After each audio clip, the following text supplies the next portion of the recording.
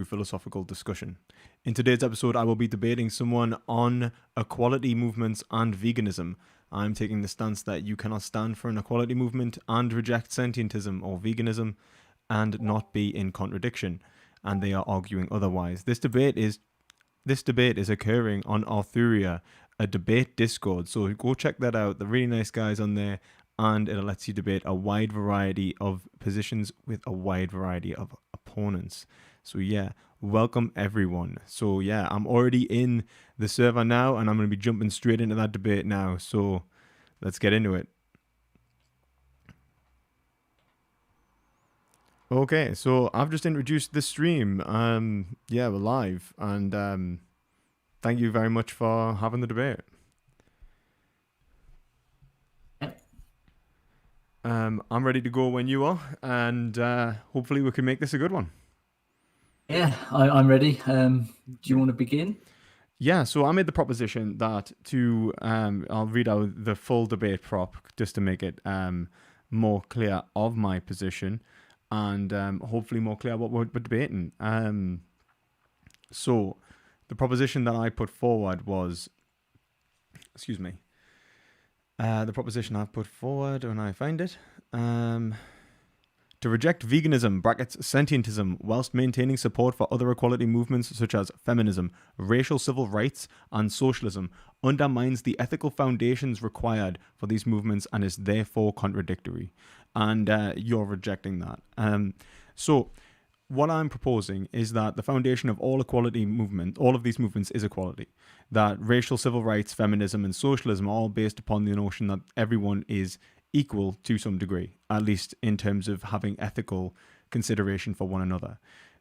Racial civil rights and feminism prominently are, occurring right now in terms of Black Lives Matter, the Me Too movement, and so on. Socialism has never stopped, obviously, for the last 100 years. We have labor movements, but veganism is relatively new in terms of its growing popularity. The reason for that is because animals are just being recognized now by many as being equal to other individuals in terms of interests, in terms of moral, in terms of having moral value. Now, that's not that they didn't have it before, it's that they're only just recognizing it. Now, socialism, racial civil rights, and so on, are essentially based on movements based to try and end social injustices which create an unjust environment for some people to live their lives. And so what these movements attempt to do is to equal ground, so in terms of opportunity, in terms of living standards, and so on, so that individuals are not being discriminated against unjustly, so that they can have a life that is fair and just against other individuals within that society and global communities as a whole. Veganism is no different. It only applies to animals as well. Now, my point is that what we view in terms of value in regards to other people is present within those animals. That animals have the exact same capacity to feel pain and pleasure. Animals have the same ability to have positive and negative experiences.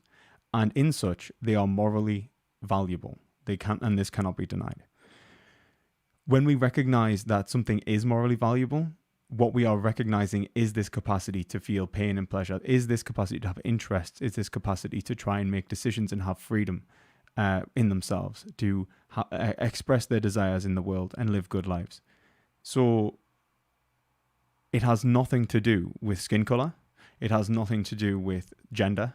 It has nothing to do with sex or what class you were born into. It has everything to do with the value that is inherent within the value of your experiences, your ability to perceive value and recognize it within the world. And so when I talk about letting you live a good life, I don't mean by my standard. I don't mean by like what I think you're worth or what you think or what I think is a good life for you. What I mean is in respect to your experiences, what will actually bring you happiness, safety, security, and well-being. Now, this is exactly what we care about. And the whole point of these movements is to bring it back to that standard, to bring it back to what actually matters.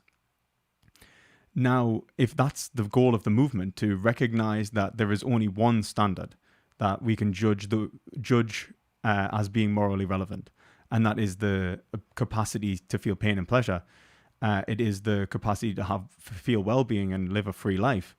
Then to reject another being's liberties and another being's sentience, another being's subjectivity on a whim, on a desire that is not only purely selfish, but is justified by self gratification, taste, sensation, for example, or personal pleasure. And so when we reject veganism or sentientism on these grounds, we are rejecting equality between the other and ourselves on a grounds for personal gratification, which is exactly what occurs when people are racist or sexist or ultimately prejudiced against people's social class. And that's why I think it is a contradiction. So yeah. Mm-hmm. Okay, thank you. Is that that's your opening statement? Yeah, that's my opening statement. Yeah. Okay. Well, thank you.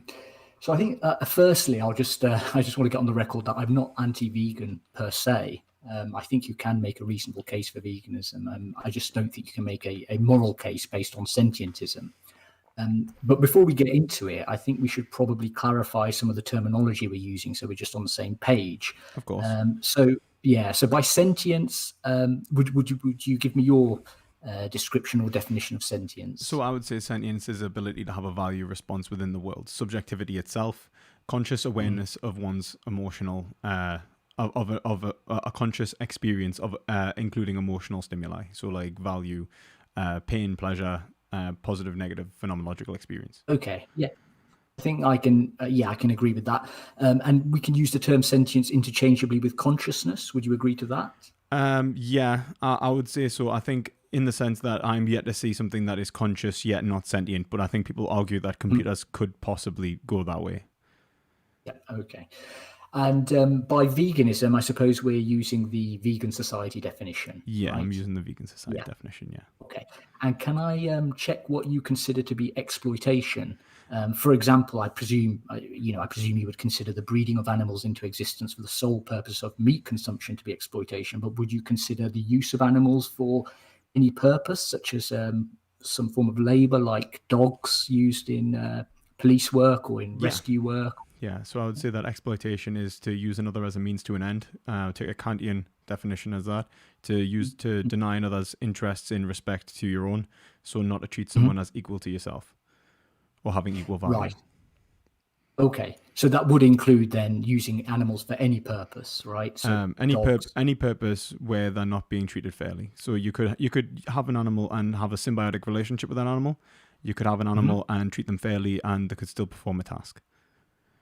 Right. Okay. So, for example, police dogs wouldn't necessarily be anti-vegan in your view. Not necessarily. I think you could have police dogs using horses for transport, that sort of thing, wouldn't necessarily be. Horses for transport would usually be against everything I stand for, yeah, because it normally harms the horses. It's very rare that it doesn't harm the horses. And also they become like distressed. There's also the psychological idea of having to quote unquote break a horse. There's a lot that goes into like horses and horse riding and stuff that's different from necessarily like having a dog. I would say that at the same time with police dogs, ultimately I think that I would rather police dogs didn't exist. I think that the overall damage to the dog can be considerable because they can get shot, they can get hurt, and at the end of the day they're not consenting to that because they're incapable of it. But also also the risk-reward ratio to the dog is they're being normally treated as more expendable than an individual. That they're normally sending the dogs in because they wouldn't send a human in that place, and I think that's wrong. Okay, I would just push back on that consent because I don't think an animal can consent to anything, can they? So that's what I'm saying. Like that's one of the. It's not about that lack of consent in the sense that I know they can't consent. The whole point of what I'm saying is that it's not as if they're consciously aware of the risks that are being undertaken, and it's not and at the same time they're not able to stand up to an authority and say this is unfair. You're putting me in a dangerous situation without like proper safety protocols like a human would, like with PPE and health and safety standards. Yeah. Okay. So if we take away the risk element to it and say we use guide dogs, would that be anti-vegan? You know, guide dogs. Not Right. necessarily, but I do think that Right. the breeding of dogs is usually an issue, Mhm. and also also the fact like what happens to the dog after it's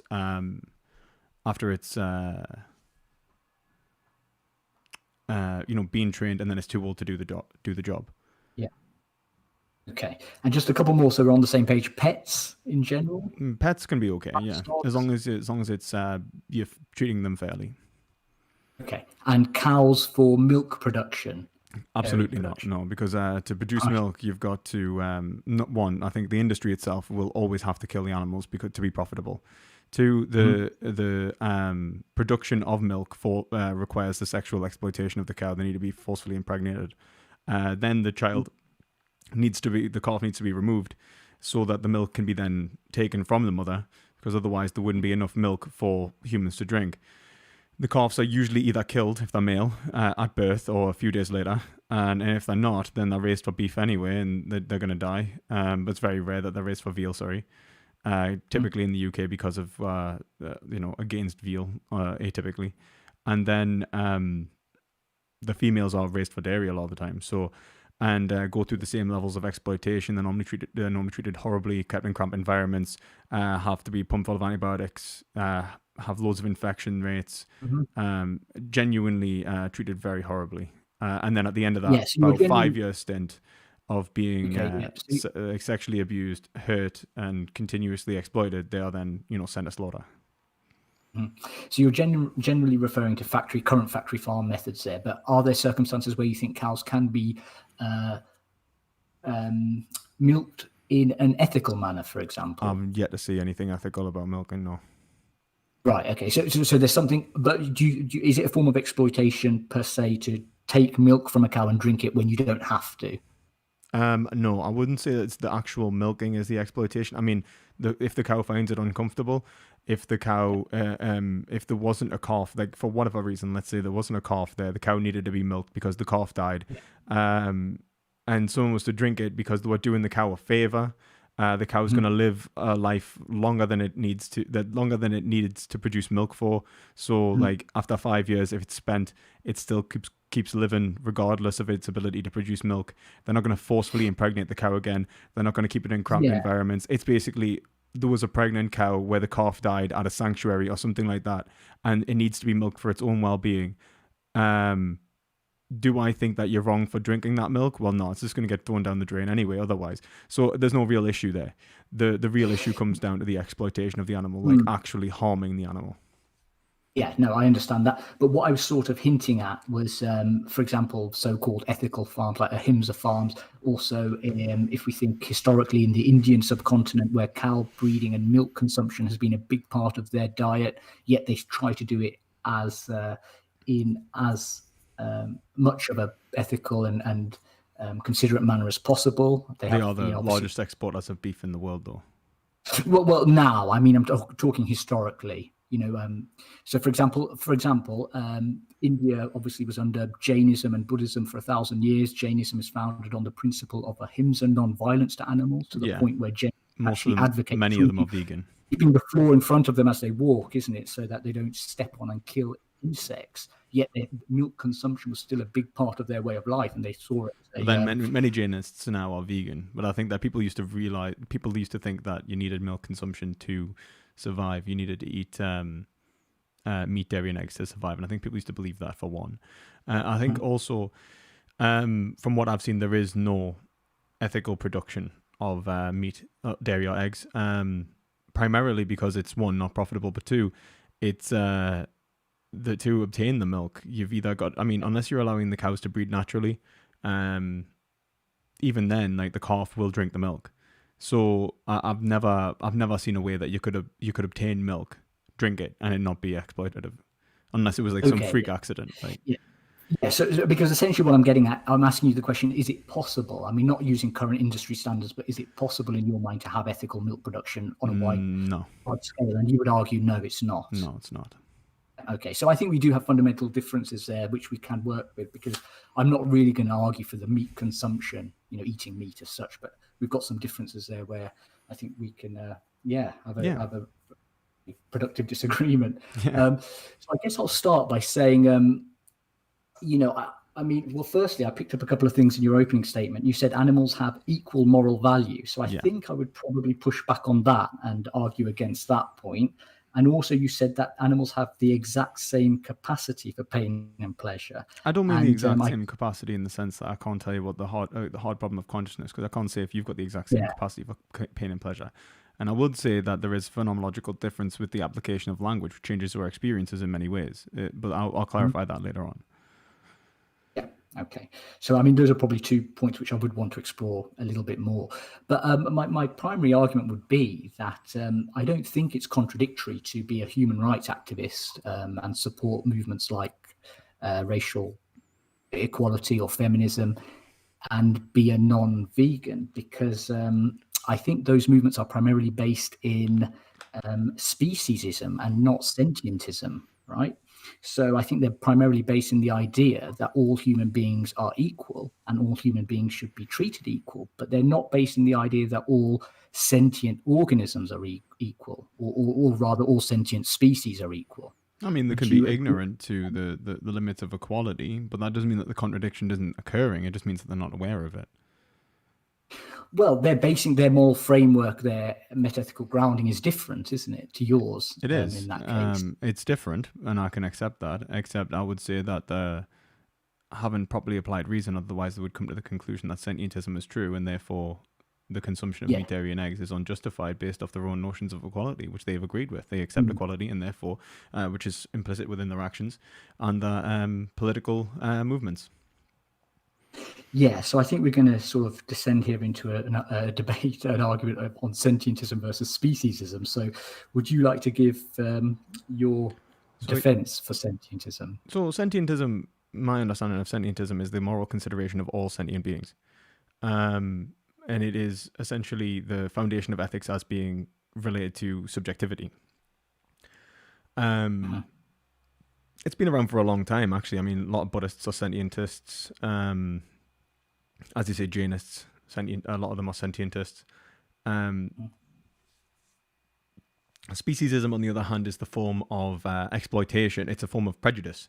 The argument that for speciesism is that that treating an animal different to another animal in terms of moral value, based on no other grounds but their species, is unjustified. Right, but when you say that's unjustified, many people will justify it, won't they? They can justify speciesism because they can appeal to theistic morality, for example. And in most they can appeal to it, doesn't make it justified. There is this distinction made between animals and humans, and the moral code is for humans and not for animals. So, for example, "Thou shalt not murder" is, it's implied that thou shalt not murder humans, not thou shalt not murder animals. And Jesus is eating fish, and but Jesus is also around at the time of slavery, and he doesn't seem to do much to stop that.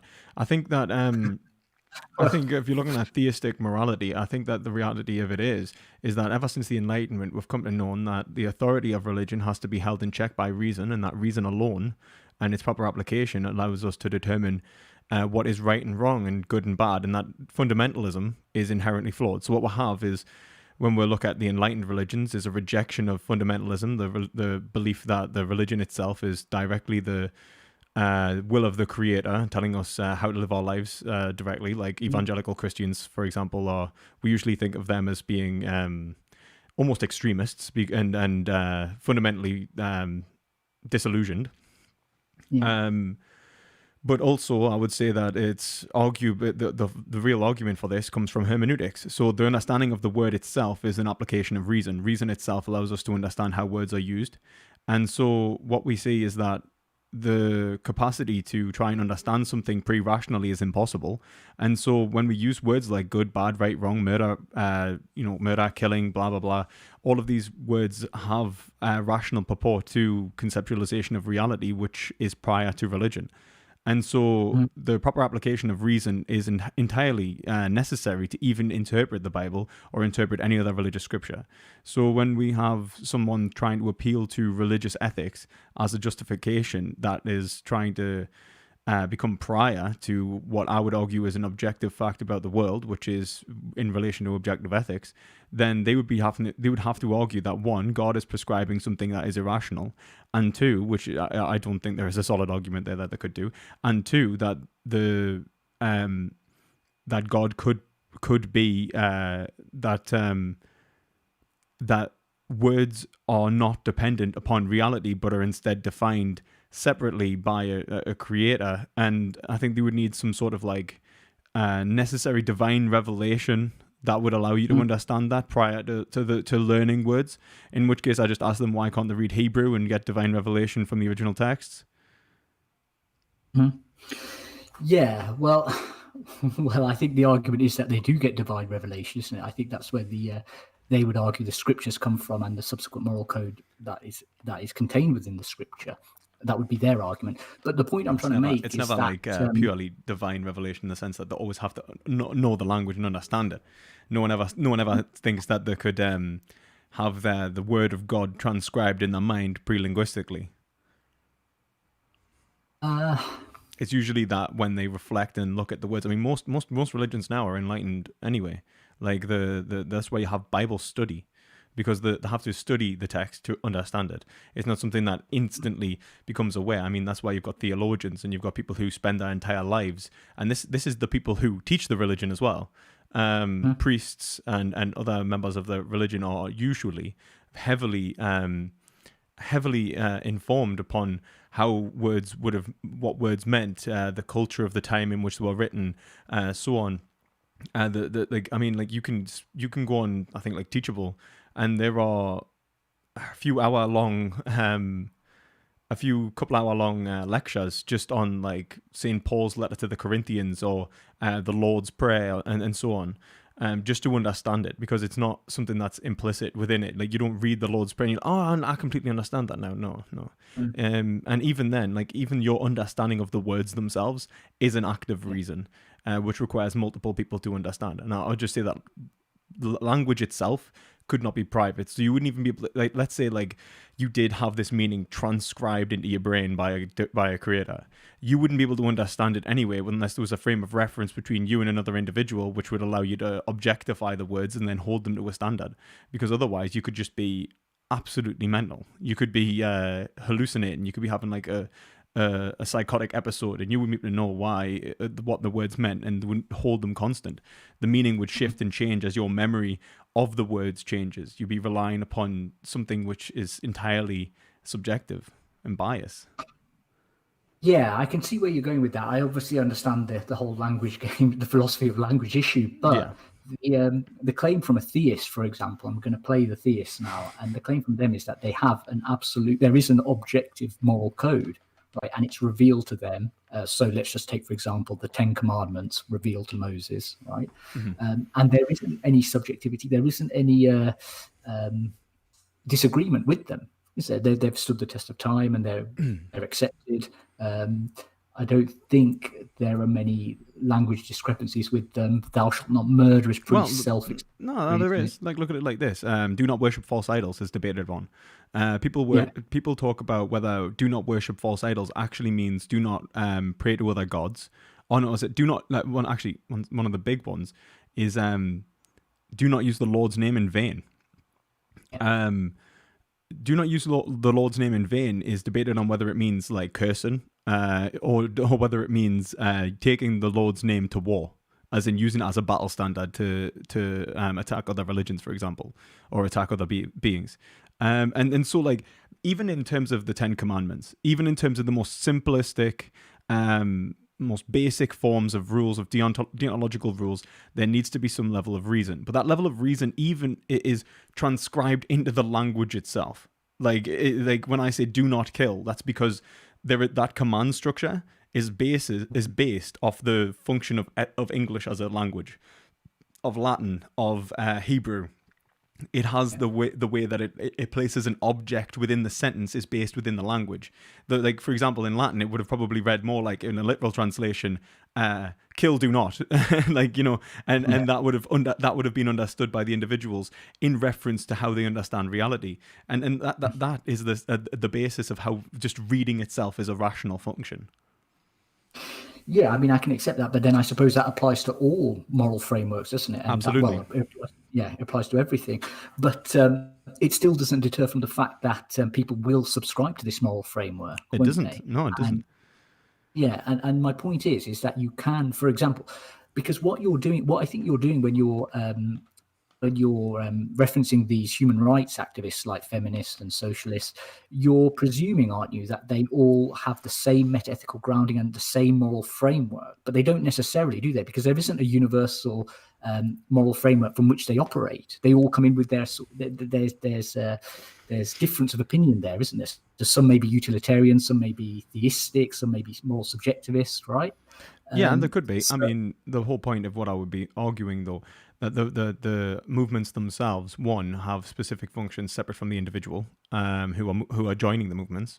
So, for example, like to be a socialist, you cannot come into socialism believing, you cannot be a if you are advocating for socialism, you certainly cannot be a capitalist yeah, individualistically. Just as, and even if you were, like socialism itself is not deterred by you being a capitalist. It has an objective separate from your interpretation of it, and it's like what socialism is understood between agents in relation to its overall overriding goal, and its purpose is to bring around an equality between individuals. And I think that is implicit within every single movement, equality movement that I mentioned, like feminism, racial civil rights, and socialism are all very much based upon fair treatment. Whether we debate the notion of fairness and what that means, fair enough, but fairness, ultimately, I would argue, is in relation to the equality between individuals, and I think that is usually the standard from which all of these are advocated for. yeah. Well, okay, not necessarily, because let's say, for example, socialism may be. Obviously, I know socialism has its roots with Karl Marx and sort of anti-theism, but let's just say, for argument's sake, Well, you had you the do find. Catholic Workers' Party. Yeah, of course. Yeah. Jesus was a carpenter, you know.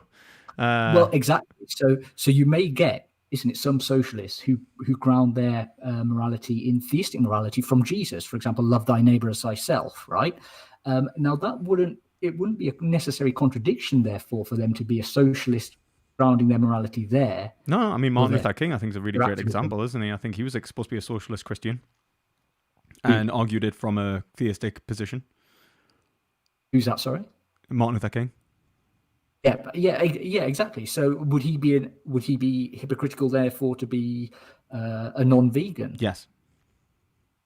Right. But why? Because he's arguing for human equality there, When isn't he's he? arguing for human equality based off words in the Bible, which talks about loving thy neighbor, I would say that the definitions of love, neighbor, and so on, and the concept behind it are open to have to be held to the standard of reason. And if they're not, then they're nonsensical and can be open to the principle of explosion and cannot be prescribed. And since religion is actively trying to prescribe it as a command, it has to make logical sense. Yeah, Also, I I mean, mean, I'm if you not. look, the the main what philosopher for the Catholic Church for what, like, was it like 1,000, about 700 years now, has probably been Thomas Aquinas. Thomas Aquinas, God given reason. Yeah. Sorry, what was that? Thomas Thomas Aquinas, Aquinas. and believed that reason was God given. And that Right. and argued for natural law, that nature itself allows us to understand what is good, bad, right, and wrong. I mean, if you look at it, the Bible hasn't got half of what Christians believe in it that exists Hmm. within the church, and it also exists in the mind of and the rational understanding of reality in the prescription of loving your neighbor. It doesn't say every occasion in which that occurs. So, like, how do you love your neighbor in this scenario? How do you apply these what are like fairly abstract rules to real life scenarios? These these come to you through reason. When you say it, like, love thy neighbor, who is your neighbor? How do you love them? Is a very big part of what it means to be a Christian, and that has changed for the last 2,000 years over and over again. There used to be a time when you could love thy neighbor and yet be at war with them and kill people who were and justify it. Like, it's not a sin to kill an infidel, and that was justified. You've got later developments in terms of like who thy neighbor is and how loving them actually comes around. The whole point of these ethics being true and objective means that it must be rationally deducible anyway. Otherwise, there wouldn't be like God hasn't prescribed. It's not actually true that God has given us ethics and it relates to the natural world. It must be somehow grounded within the natural world and discoverable through reason. And if it isn't discoverable through reason, or if it can be something irrational, then it wouldn't be objective anyway. So it needs to have that rational basis. It will always need not it. necessarily. Yeah, not necessarily. I would disagree with you there. I mean, discovering it through reason. I mean, reason and empiricism aren't the only forms of knowledge, right? Unless you're a logical, unless you're appealing to sort of logical positivism. No. It's not logical positivism, is it? Well, I mean, if you're saying everything, you can only discern these moral truths through reason, then I think it kind of is, because one could argue, no, you could intuit them, right? It could be revealed to you. You could have a sixth sense perception of them, right? So I don't know, because I would say by what standard? Like the thing is that like the main thing I would say is that like what knowledge is true justified belief. So you need to show that it is in existence and you have a valid justification for that. If you cannot show you have a valid justification for that, it's not knowledge. Well, it's not knowledge according to current philosophical thought. I agree with you there. But if you go into spiritual philosophy, they will argue knowledge actually doesn't come through those means. Knowledge comes through revelation and intuition. Right? So it's just a difference of opinion there. Well, they can try and make things up if they like, but then I would just say that like one of the big things is that like how they'd reconcile, like for example, differences of intuition. They end up in Moore's open-ended argument there. So good, what is it? Like the whole point of what you end up in is everyone describing good as something different, even through Christian means, and all the Christians start fighting and arguing with each other because they can't agree what good is. And ultimately, or even the small tiny things of how to worship God in the best way possible, meanings of various passages within the Bible, unless there's some sort of objective standard from which they agree that there is a conceptual foundation upon this upon these deductions, we're just going to end up in the principle of explosion. That's just the way it works. Yeah. Well, I mean, that's an issue for epistemologies, and I'm referring to the That's an issue for theists. I would refer to the ontology of it, but and I would say that is revealed in not just obviously Christian scriptures, but perhaps the world scriptures. So I appeal to something called spiritual philosophy with that, right? And the moral code described by spiritual philosophy is very consistent, and consistent with all the theistic moral codes through the world. But I think people would probably disagree with me there. But I think can you have intuitions that are not given by God, not divinely? Sorry. So could someone have an intuition which was divine, not divine revelation? Yes. And how would they understand the difference between what is divine revelation and not? Well, they wouldn't. So for them, that would be true. So, right? You could say that. Well, how would it be true? Because how do they know if it's true or not, whether it is divine revelation or not? Well, if they understand that is a command by God, how would they do that? Yeah. So I'm somewhat of an epistemological nihilist or a factual relativist. So I think knowledge is subjective anyway, right? I don't think you can know anything, right? I couldn't disagree more. Sorry, but that's for a different debate, I suppose. That's right. Yeah, exactly. So I think we're probably going down a slippery slope. Bit of a rabbit hole, isn't it? It's yeah. So I apply skepticism throughout, and I would say it's always subjective, but there is an objective set of rules as well. There is an ontology, and that's revealed, and then people can come to know it. But you're right; they would only know it subjectively, and everybody would have a different take. You're someone who maybe reads a lot of Schopenhauer. Yeah, probably. Is that the? I mean, my whole point would be that extreme skepticism itself relies upon normativity. And that skepticism itself relies upon one's reason being held to a standard and also relies upon like the ability to a certain methodology. That's where you get like the Cartesian method, you get the Socratic method, and all of these different standards are ultimately either not true and skepticism doesn't exist, and in which case your ability to doubt knowledge doesn't exist. and so on. You can see where it kind of goes, and the kind of argument I would take, the kind of self-defeating nature of like extreme skepticism. Yeah. Yeah, I understand that. I mean, I suppose that's why Socrates said the only thing I know is that I know nothing, right? Yeah, So but I mean, it depends on what he meant by that. I mean, some people do think that he means that he knows nothing at all. But I'm not so sure when I've read like a lot of these things. Like, well, I mean, read like a lot of Plato's dialogues with Socrates in the early dialogues.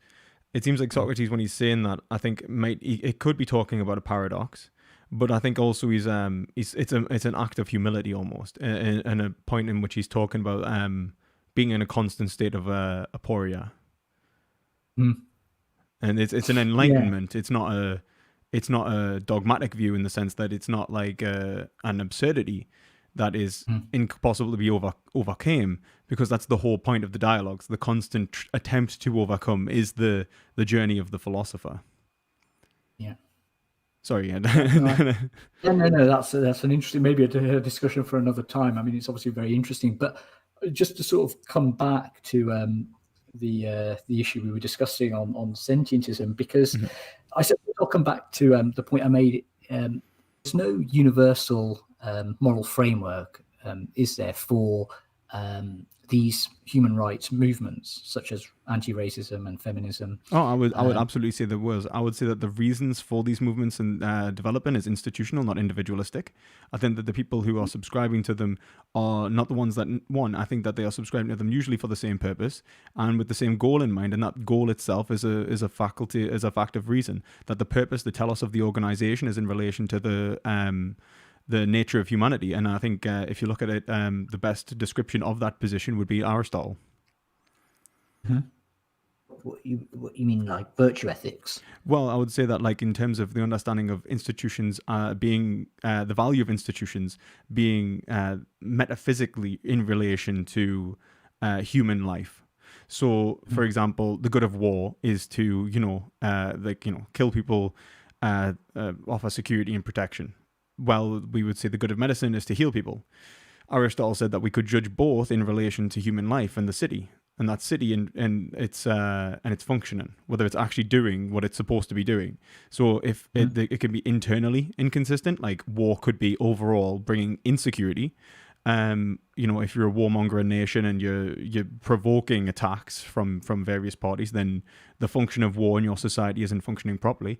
But overall, the reason that you're engaged in that activity in the first place is in reflection to a value, the value of human life. And that's what the good life for me is the good life for man. And the good life for man is we attempt to achieve the good life for man when we enter in these institutional formats. And that's what they are. They are rational endeavors to achieve a good life. Right. Okay. So you think that every movement is based in that, Yes. based in this institutional. Okay. So what let's say, for example, you take one of these movements, let's say feminism. How would you describe the moral framework, the grounding for that? So I think feminism clearly, like throughout history, is based from come from the being inspired by socialism a lot. Much of feminist philosophy began in socialist philosophy. I think that the suffrage movement and the Workers' Party, for example, were very close. On the communists were very close, and I think the overall and overarching goal of suffrage and then later feminism and feminist philosophy has always been gender equality.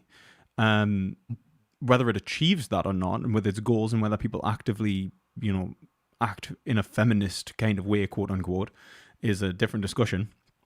And I think overall, whether the philosophy itself has any underlying contradictions within the notion of patriarchy, for example, I'm not entirely convinced it adequately describes reality. At the same time, I do accept that. I would argue that for a more socialist understanding, that it's more plutocratic and matrixed. I think power is far more complex and interwoven than I think feminism usually describes it as. But that doesn't mean that feminism is entirely wrong. I think there's been, so for example, like the suffrage movement was brilliant. Yeah. Most feminist movements have actually been great. And I think feminism as a whole, like in terms of its organizational format throughout history, has been very much in relation to gender equality, equal pay, equal rights, trying to break down these walls that exist between genders, at least for women anyway. Now, Yeah, so I'm trying to see how you make the jump from gender equality then to sentientism. yeah, because I'd say that Why- ultimately gender equality itself is based off an overriding goal to live a good life. And that's what we are all trying to do, live good lives. We're all trying to respect value of each other to overall increase the likelihood that we are going to live valuable lives, to live lives that are worth living, to achieve happiness, to achieve eudaimonia, and to flourish.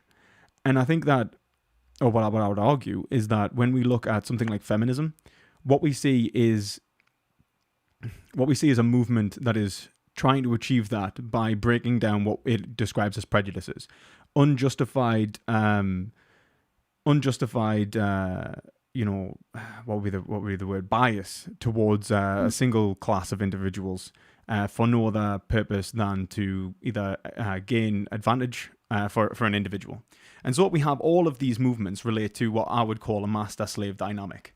The understanding of an individual who is being appreciated to a greater degree than another individual. It doesn't have to be like actually master-slave in terms of hierarchical relationships. It just has to be, it just has to show advantage or disadvantage to a single group of individuals, an individual or a group of individuals without rational justification. And the only justification that can be given for in relation to how we should treat people has to be based within the nature of individuals. It has to be based into something that will not break Hume's law, something that can be shown to be true justified belief. And the only thing that can in that scenario, and the foundational basis of why equality is seen as a necessary format for a fair society, is in the experiences of individuals, in their value responses in the world. And so feminism itself is based off this notion of equality, which is undeniable because it talks about notions of fairness and social justice. And these notions of justice are overall in relation to reason and what the good life is for man, which is against respecting value simplicity. Yeah, I know. I can understand what you're saying there, but the whole point is the equality is between human beings, between the genders, right? So I still struggle to see how you're making that jump from that to Because the equality between equality itself is the foundation, not between genders. For equality between genders is an expression of equality. Yes. Okay.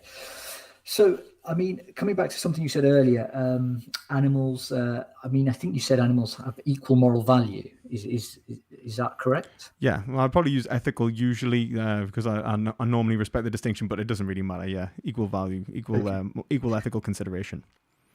Equal ethical consideration, but do you see a difference between the moral value of humans and animals? For example, obviously, if you had the choice of saving a human child or saving a drowning human child, or saving a drowning dog. It depends on scenario. So, like for example, I do respect. Like I would normally save a child before I save a dog. Usually not because I think that the child is more valuable, but because of the overall ramifications for not saving the child. Like you don't save the child, that family is going to be hurt. You don't save the child, and there are a plethora, a multitude of other things going on. If we were to say in a vacuum, is the life of the child worth more than the dog? No. Is my life worth more than the life of a cow? No. Would I save myself over a cow? Yes. Is it a bias? Not necessarily. I think that you can have an obligation which respects value without it having to be applied like in this universal utilitarian standard. And I think that comes down to obligations and duties. Reason within an institutional format allows us to understand our obligations and duties to one another, which ultimately reflect how we behave in the world. I would say that my duty towards a drowning human child is greater than my duty towards a drowning dog. Typically because society has anthropocentric ethics in one respect, but I think more so in the sense that for society to function properly, I probably have a greater obligation to those who are closest. So if it's like me cousin or something that's drowning or something like that, it's a greater obligation than a random stranger. Mhm. That being said, I think that if society is just and fair, what we would see is that the dog, like people would actively try to save dogs. People try to save dogs from fires. I don't think there is a justification. Like if it's a random stranger and a random strange dog that I've never met, they have the same value to me. I don't think that you should be judged for saving a dog over a human in that Yeah. scenario. If you are more likely to succeed in saving the dog than the human, Mhm. and the likelihood of the, or let's say it's like better yet, let's just Mhm. say it's like a 70, 80-year-old human and who's maybe got like a year or two left, ultimately, and that they're screaming, "It's okay, save the dog," you know. um, Yeah. that it Yeah. changes things in terms of obligation. Yeah. And I respect you for that view. I mean, it's a very interesting view to me. But would you agree with me that that's probably? I mean, it feels counterintuitive to me. And I think if you ask most people, right, they would feel a little bit uncomfortable with that conclusion, right? I think most people intuitively would say just they intuitively value the human life more than the animal's Yeah, life. I mean, Now you can nothing. argue whether that's just sociocultural conditioning Oh, or whether it's absolutely would, because I mean, look at it like this: the Romans valued Romans; they did not value the people of Gaul. Does that mean that the people of Gaul didn't have value? Of course they did. They just used them to build their roads.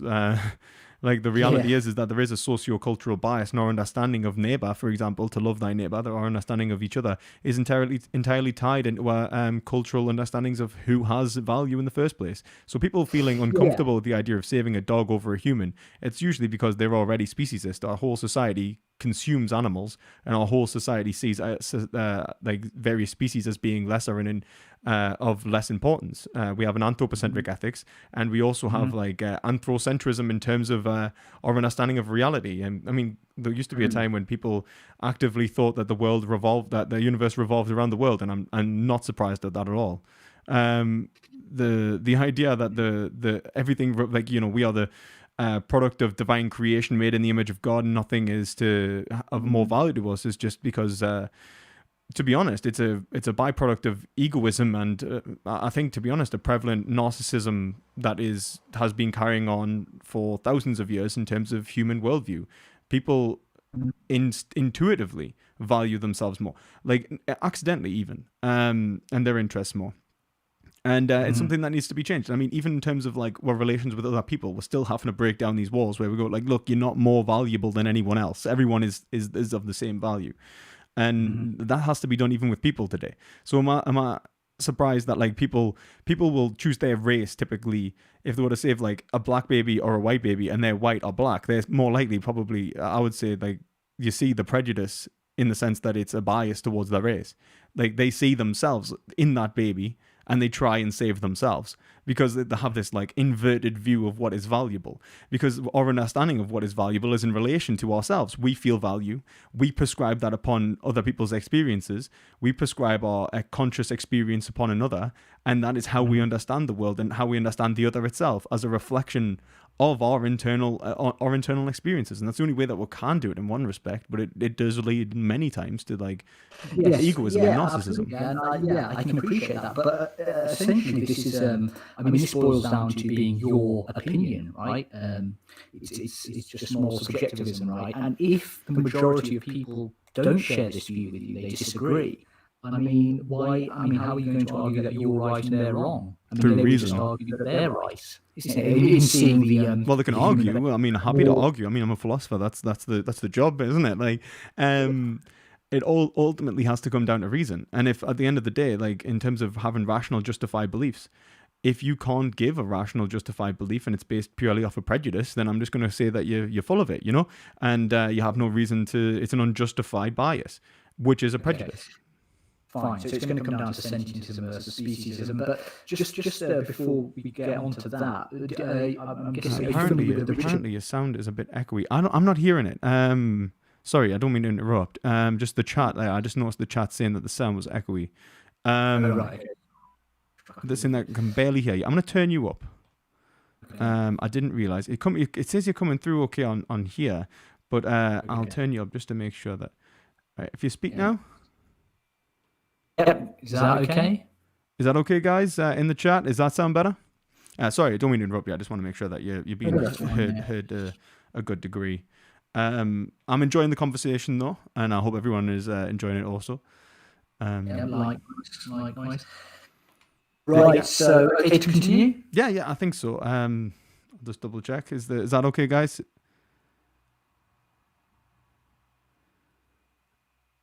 Apparently it's echoing a bit, but I think that might be your room. I'm not sure. I'll see if I can just play you through. I'm gonna have a quick listen.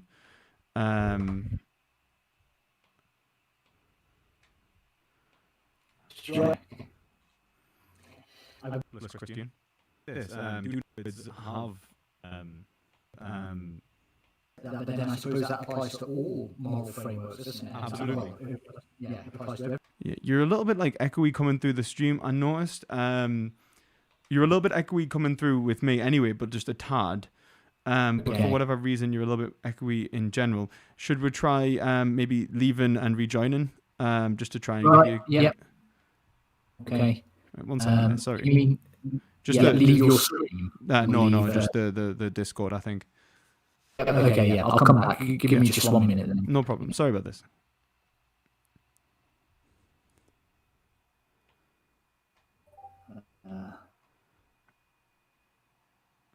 Right, hopefully that will resolve it, guys. I hope you are all enjoying the stream, and I hope everyone in Arthuria is enjoying the debate.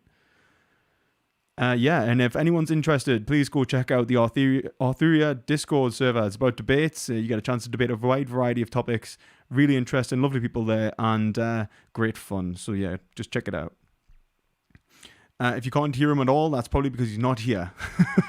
But he'll be coming back. Yeah, is that any better? I think it's better. I think it's probably a bit better. Okay, but I think it's probably what we're going to have to work with. So fine. Okay. Yeah, so just picking up where we left off, I was just going to ask you about, are you familiar with the Richard Parker case in the late 1800s? I'm not off the top of my head, no. Right, so that was a case, you probably have heard it, but I'll just, it was a case of that, there were a few men capsized on a boat, lost at sea. There was a cabin boy called Richard Parker. I've actually, Yeah, they hated him, And do you have an opinion on whether that was right or wrong? I think what they did was justifiable. Mm-hmm. Ultimately, I think that it's like moral responsibility again to oneself, the reflection of one's duties and obligations. They have an obligation of themselves before another. In that respect, not necessarily though. I mean, the captain could have sacrificed himself, which I think would have been admirable.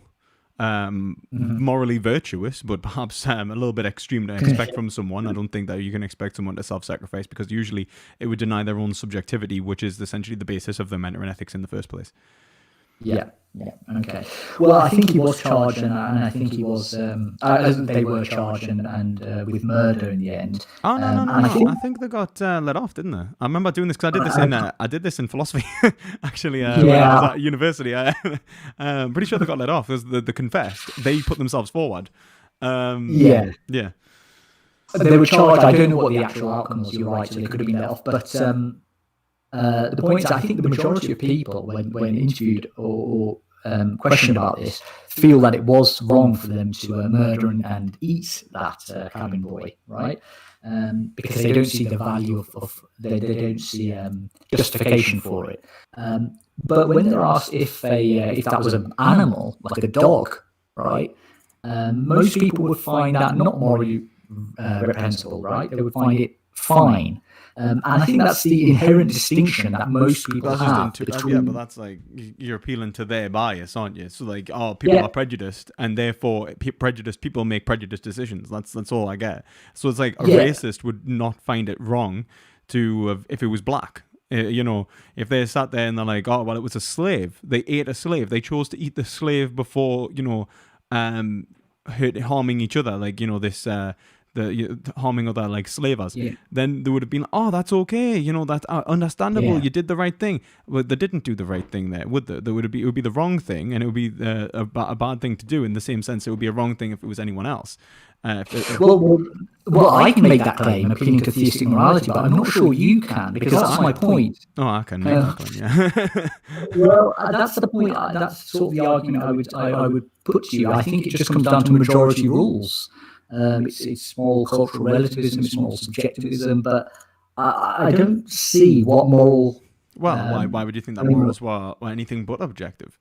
I think that the evidence points towards ethics being objective, that human behavior is being held to a standard of being justified or unjustified in relation to its capacity to bring around the function of man. Like when we act in a way that, well, when we act in general, our behaviors in general are in relation to try and bring around positive and negative, or bring around positive experiences and avoid negative experiences, even in a quote unquote egoistical way.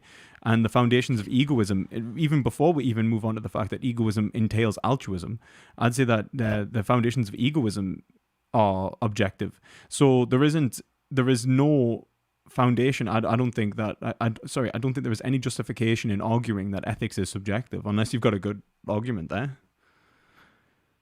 I think I would argue that ethics is subjective. So how would you go around doing it? And we'll see if we can kind of iron that out, and hopefully that'll lead to the right place.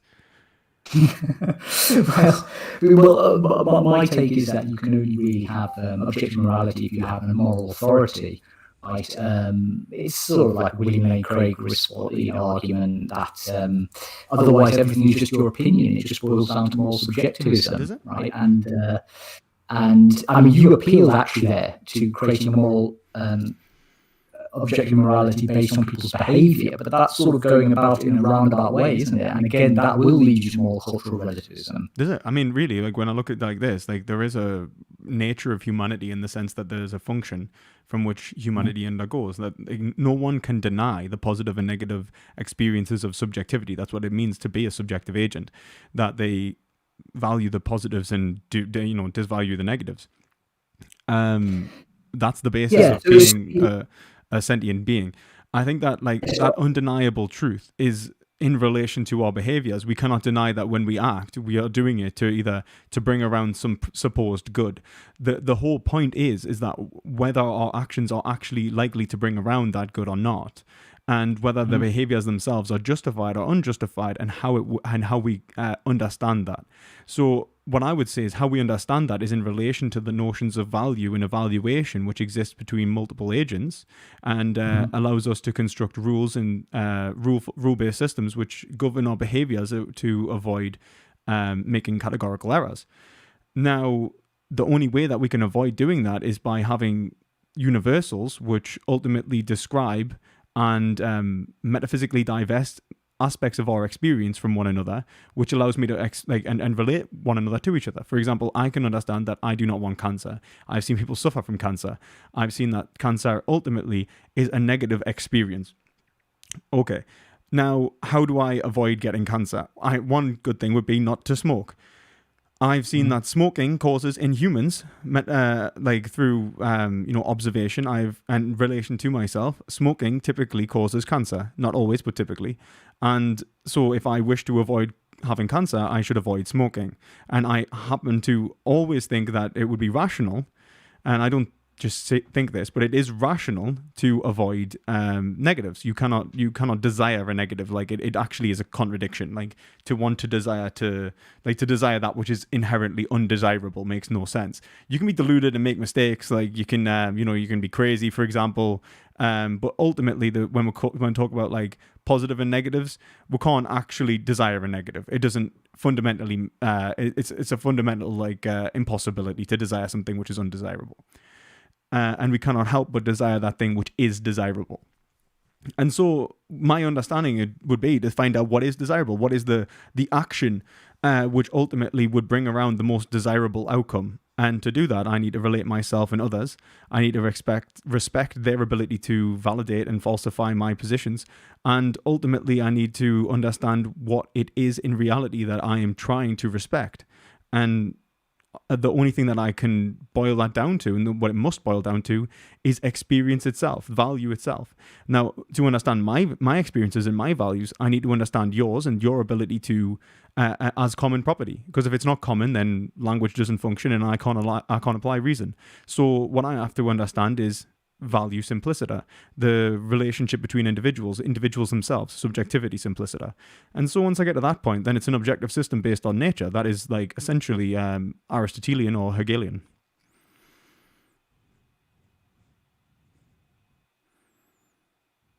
Hello?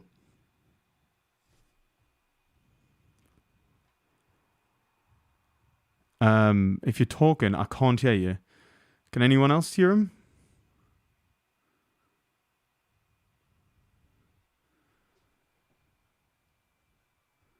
Can anyone hear me? Can the chat hear me?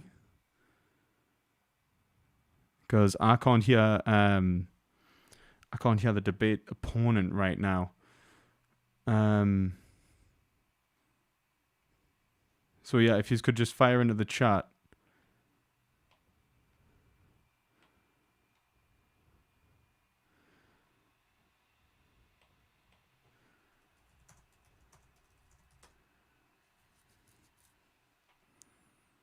You can hear me, okay, but you can't hear my opponent here, Jiva. Can anyone else? One second, let's see. All right, you can hear me and Jiva. All right, okay, I can't hear Jiva. I'll try leaving and joining again.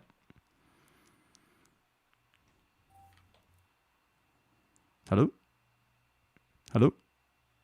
Yep, can you hear me now? I can hear you now. There we go. Sorry about that, guys. That's all right, no problem. So I think I was just saying, shall I just pick up from where I left off? Yeah, go for it, man. Yeah, so I was saying I think that still comes down to moral subjectivism, right? Because you're presuming that people have the same objective goals and values as you do, but they may not, right? Somebody may, a culture or an individual may value murder, death, pain, suffering, right? And if that's the case, then you don't have an objective moral framework to agree upon, do you? Well, actually, I would say that one, you can have individualistic values, quote unquote, when what you're really doing is saying that this X is good, X is bad. You're presupposing a notion of value. That would be subjective.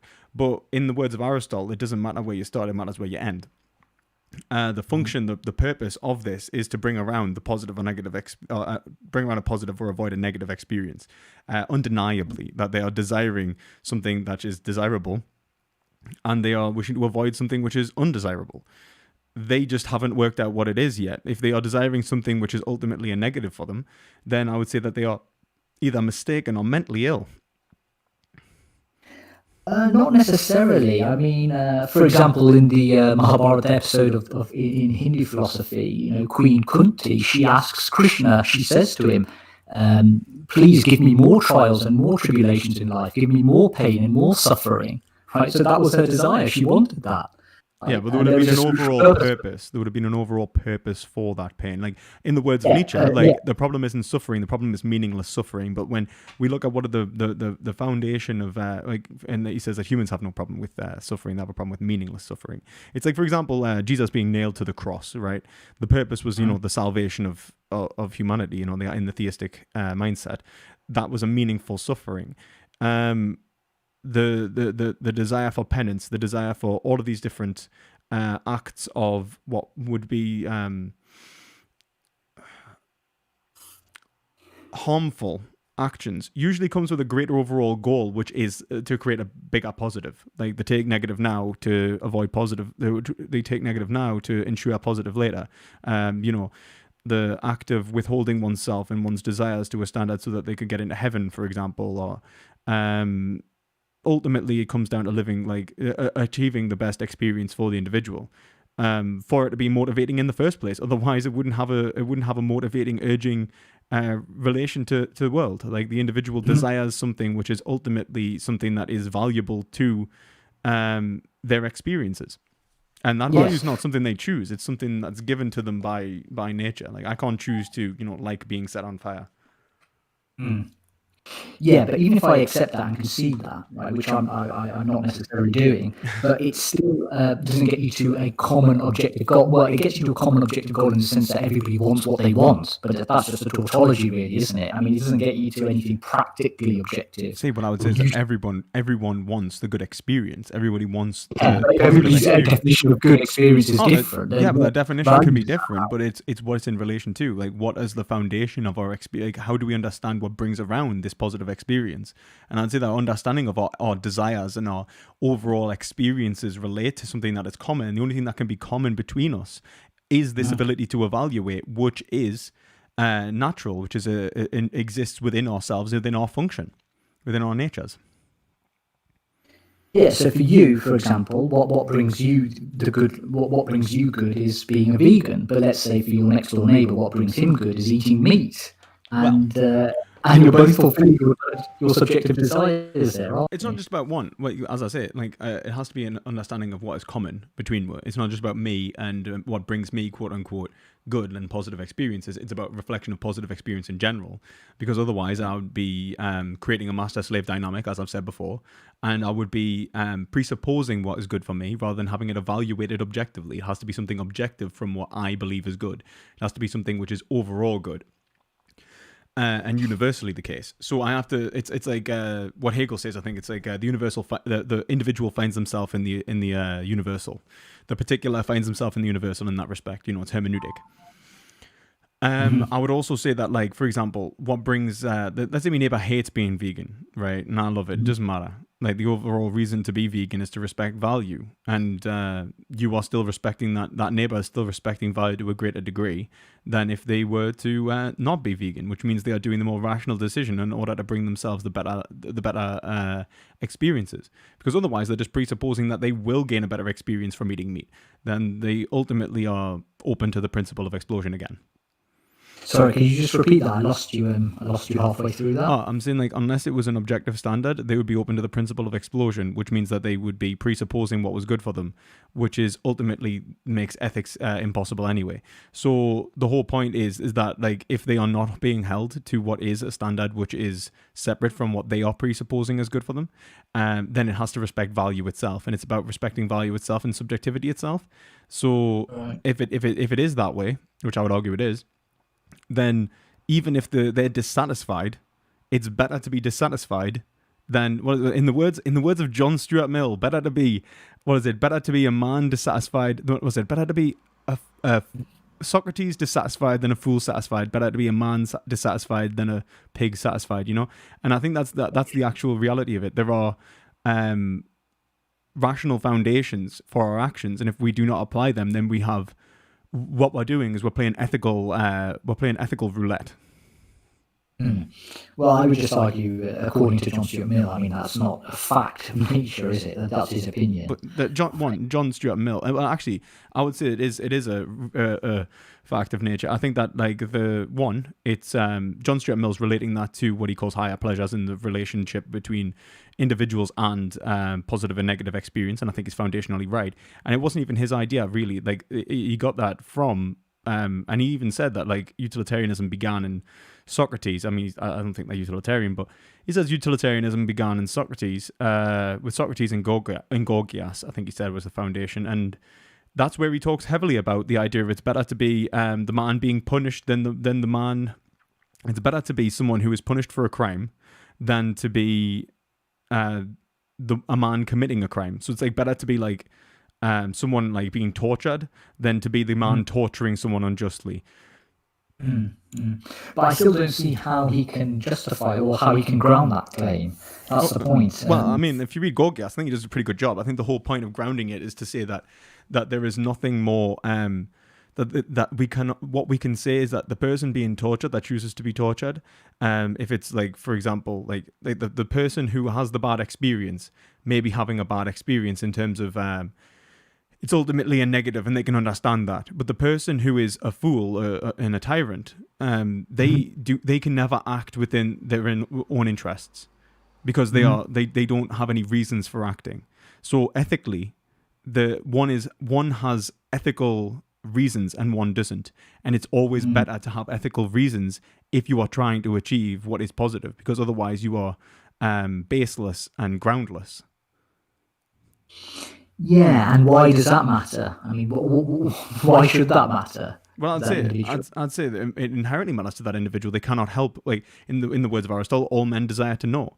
Knowledge itself is necessary to gain anything. The fact that we behave in the world, like when I go to take a drink, for example, I'm doing that based off knowledge and experience that it will quench my thirst, that it will ultimately allow me to alleviate like a pain response, which is thirst, and also maybe bring me pleasure and satisfaction.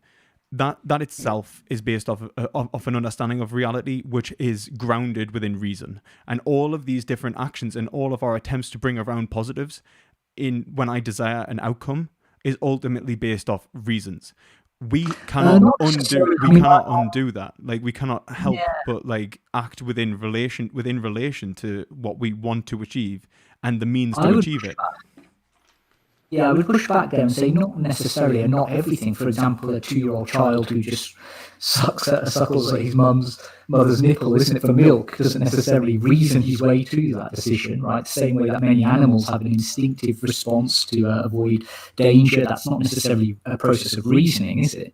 No, but then animals also put themselves in scenarios which we wouldn't as rational beings. And we would say, well, that animal would have been better off if it hadn't have done that. And I think that the whole thing is that when you see that instinctive response, all we're pointing towards is a lack of like self-awareness. It's not that it's not that they would not have been better if they were able to apply reason. It's not as if there isn't a form of and as well there's a lack of free will there anyway. Like a lot of the instinctual there's no self-determination. Like they're not choosing to behave that way, they are simply behaving in the world. Yeah, naturally. So I think that's a good segue actually into the sentientism issue, because I do want to just touch on that briefly. So in your view, do you subscribe to a sort of sentience hierarchy amongst species? No, I think it's nonsense. I think that the idea of differentiating an individual's experiences based upon what you believe their conscious value is worth is usually based on a bias. Like I do not understand. Like what I can say is that I can make rough comparisons between a being's like desires in terms of like if it's resisting a great deal, I can see that it's something highly unpleasant for that being typically. And I can say the same with a human. Like, so for example, if a human is like being tortured and trying to get away, or they're flinching in pain and they're trying to avoid something hurting them, typically that human does not want that thing to occur, and I'm justified in arguing that case. Now, with an animal, I would say it's the same in terms I can make rough comparisons between the desires of how more or less the value responses to it. Now, the greater the resistance or the greater the approval, typically the greater the positive or negative of that particular evaluation by the animal. However, the overall conscious evaluative process, like how much value is actually being processed within the mind of the creature, it's something that is absolutely unobtainable, even between individuals. It comes down to the hard problem of consciousness. So, like, I don't know how much my dog likes going out for a walk. I don't know whether it's equatable to me, having a nice time, or I don't know if it's far, far greater. What I can say is that based off treating it the same as mine, because that's the only thing I can say, and the only justification, the only relationship I have in comparison to consciousness is based off my own comparison, that conscious beings, typically when they have positive or negative responses to a greater degree, evaluate things in more or less a similar way. And if that's kind of what we're forced into, there is no real getting over that, unless we're just saying, like, we could just presuppose, for example, that everyone has a much different response. Like, nobody feels pain, so when I exploit them, like, reality is that they're not really feeling pain to the same degree I am, and that's just entirely subjective. The only grounding that we have is to presuppose that all conscious subjective experience is equal. Well, I suppose the difference is that the humans can communicate through language, can't they? Their distress or their pleasure, whereas an animal can't you have to presume it. Like you said, through reasonable inference, you can use body language and Oh, it's not even just that. Like, what is the basis of language if it wasn't for within nature anyway, and its relationship between metaphysically like individuals? Like, I can't again access an individual's mind itself. I have to rely upon words being applied to that being's mind, from which is like which I hold common. Like, we all have the concept of a mind, which we hold common, but I can never access your mind, and you cannot access my mind. I'm just relying upon a value of words. I'm never going to actually obtain that information firsthand. Yeah, no, true. I can see that, but that is significantly different from what you can get from the animal, though, isn't it? I don't think so, and I think Levinas makes that point accidentally. I don't think he's arguing for animals. What he calls is the first what he calls the primordial expression is the first relationship between ethics. It is the fact that you are, like, for example, if someone is smiling and looking at you and saying, "I'm in great pain," and they're having, and they seem happy and delighted, and they're like, "I am in so much pain." There usually is a contradiction there. We can see that. Well, wait a minute, I don't think you are in pain. Or you think, why aren't you showing the pain? Is there something behind this? Like, there's something going wrong here. There's something strange happening. Because ultimately, we would say that pain responses are related to what we can perceive in reality. We can see that something is in pain or something is not in pain. I mean, overall now we've got even greater mechanisms now we understand the material nature and the cause of pain. Then to a certain degree anyway, we can actually measure if a being is having a pain response. So like overall, like, we have no reason to deny the pain responses of an animal just because they're non-linguistic. Otherwise, we should do the same for as well. Like, we call it in marginal cases, and I would happen to agree that we would be justified in doing it to disabled people or non-linguistic, like autistics, for example.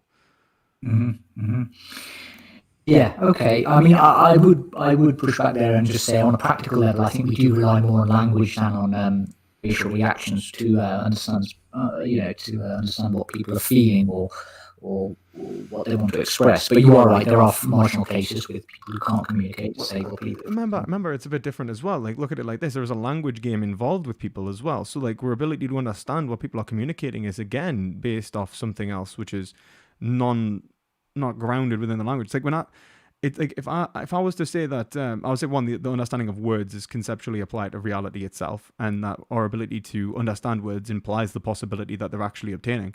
But more than that, I would say that, like, look at, like, if someone says, like, a very famous, I think, example is like a doctor asking a patient, like, "What's your pain out of 10?"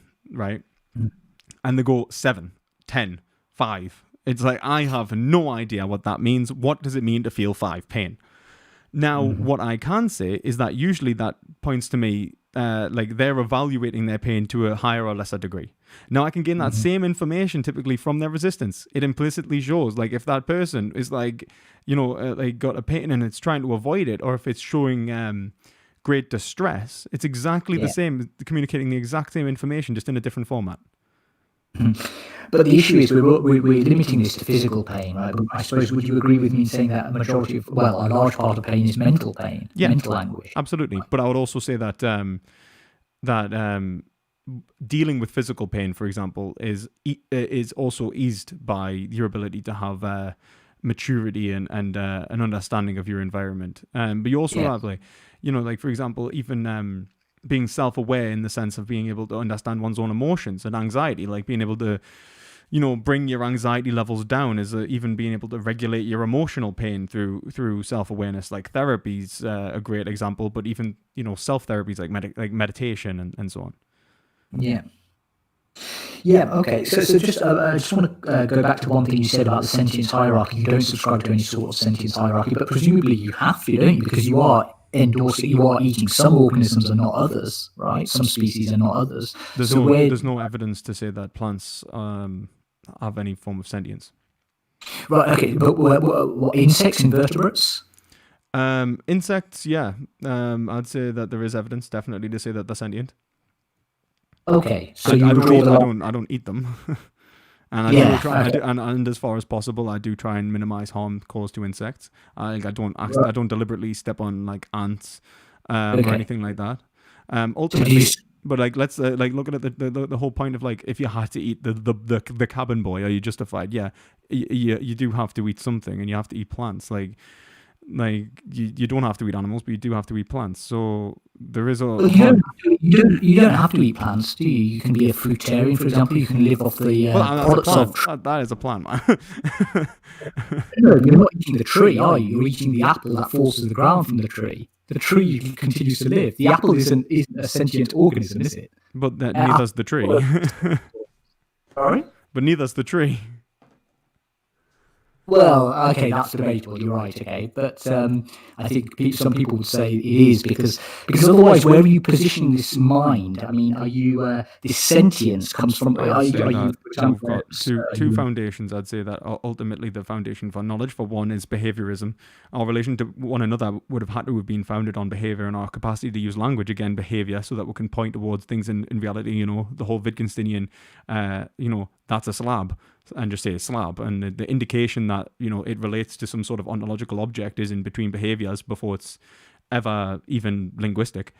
Because language hadn't developed yet, so like there has to be some form of behaviorism for epistemology as a whole as a foundation, and the presumption that another mind exists in that respect at that point. And then I would say, in terms of materialism, I would say that like what we've found is that mind is typically related to material.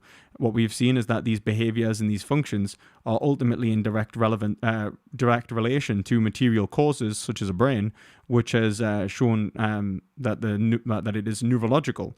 And what we can say is that someone for example, that has brain damage, it changes they even report that it changes the way they think, or the way that they perceive the world, which shows that like there is a material cause in relation to mind.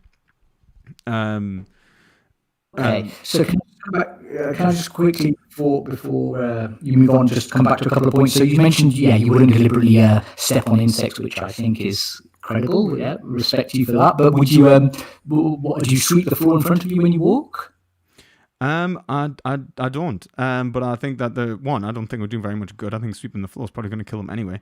But I think that overall, I think that there are reasonable and reasonable risks to take and not. Like, for example, do I drive a car, and if the chances of hitting a human on the road is not absolutely negligible. Like you can end up in a car crash, you can end up knocking people over, but I would say that risk is justifiable.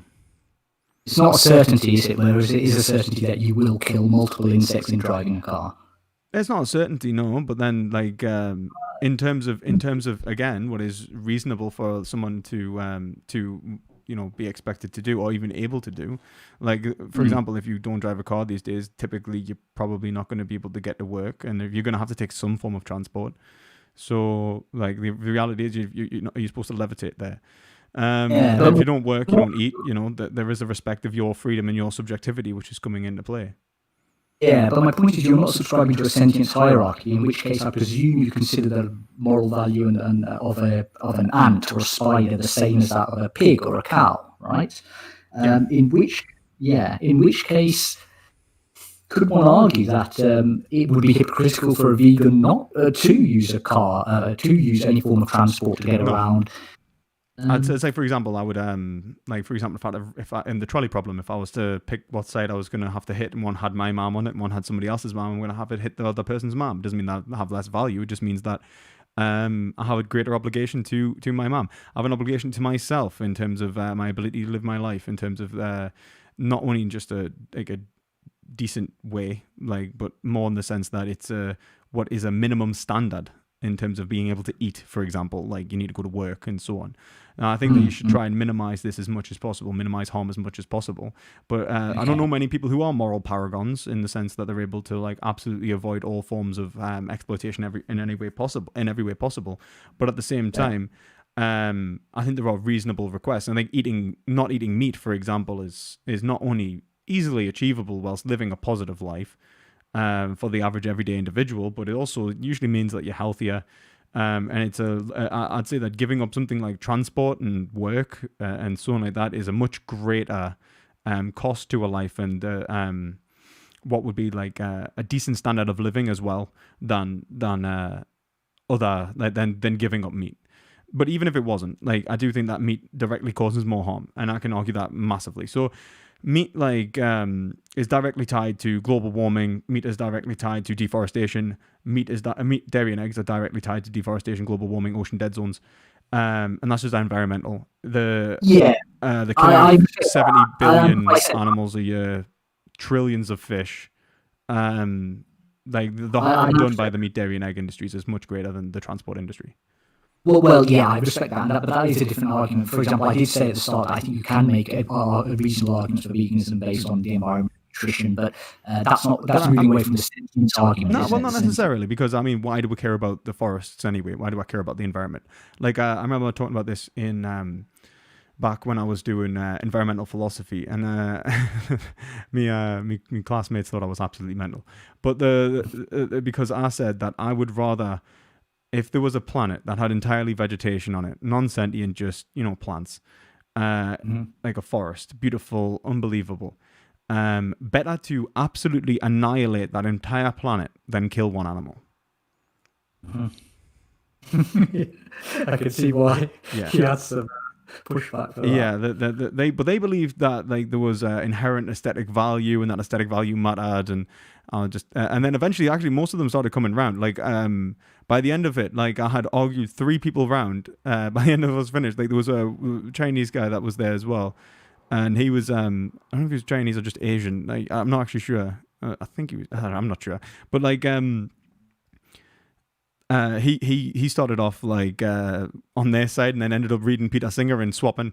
There was another one that agreed that the forest, he thought the forest had value in itself, but that moral value was then greater in terms of sentient life always must overtake aesthetic value, and so on like that. So they ended up arguing quite a few of them around.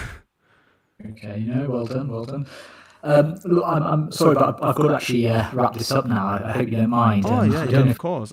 I really appreciate the debate. Yeah, no, me too. I've enjoyed it, and I think you've certainly given me some something to think about, and it's been very enjoyable. No, thank you very much, and you've given me a nice what would be the word, like, interrogation in terms of, like, really, like, making us think about me positions and evaluate me position. Yeah. And I will say, shall we make closing statements? And yeah, carry on. Do you want me to go first, or would you like to go first? It's up to you. I really don't mind, whatever you prefer. I'll go first. So I'd say that ultimately my argument in this debate has primarily been that the foundation for all equality movements is based upon a notion of the other being equal. That notion of otherness, equality, fairness, justice are objective and based in our understanding of conscious subjectivity, which is overall present in animals as it is in humans. So anthropocentrism is not a justifiable excuse for dismissing non-human animals and their interests. What I would say ultimately is that if you are respecting equality and you were to understand equality correctly, you would see that veganism and sentientism is inherently entailed, and that we must value animals as having equal consideration to ourselves. So yeah, thank you very much. Okay, yeah, thank you. So I would just conclude by saying that I think perspective philosophy has given a very good account of in support of his proposition, but I still think he's assuming the meta-ethical grounding and moral framework for all human rights activists, and in doing this, he's claiming that this is a universal law, or this is universal, when we know that it isn't. Individuals from these groups will have different moral frameworks. Some may be utilitarian, some may be subjectivist or theistic, and their moral frameworks may not necessarily lead to veganism. And I think he would agree with me that most human rights activists are not vegan. I'm sorry, I never actually got to ask you that question during the discussion, but consequently, I think we can infer that the most of them do not see veganism as a moral obligation. And I think this just boils down to a difference in opinion. I think it's just his opinion against theirs, and in moral subjectivism, I think the majority rules. So I think his argument does fail there, and I think I'll leave it there. Well, thank you again. You're welcome. I don't think, by the way, most human rights activists are vegan. Not yet, anyway.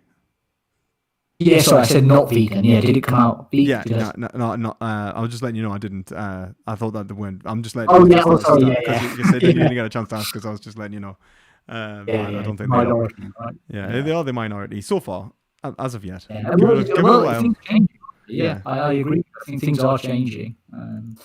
Whether it will ever become a majority, I mean, I guess that's your ambition, or your goal to see absolutely, that. absolutely. By majority, I mean absolute abolition of all animal agriculture. Yeah, yeah, very good. Well, once again, really appreciate it. I've got to shoot off, but thanks once again. Yeah, Yeah. and just out of curiosity, are you theistic or not? Well, kind of, yeah. So I subscribe to spiritual philosophy. It's more like mysticism, spirituality, that sort of thing. Have you It's not religious. Yeah. Oh, well, that's interesting. I mean, if you were interested in that sort of thing, I'd recommend talking to Dave. I don't know if you know, like, my friend Dave. He's a very heavily into theology. He'd love talking about spiritualism with you. Very. Dave on the server. Yeah, he is. Yeah, I'll link him. I'll link you him in a second in the chat. Dave the Dastard. Aye, that's him. Yeah, Dave the Dastard.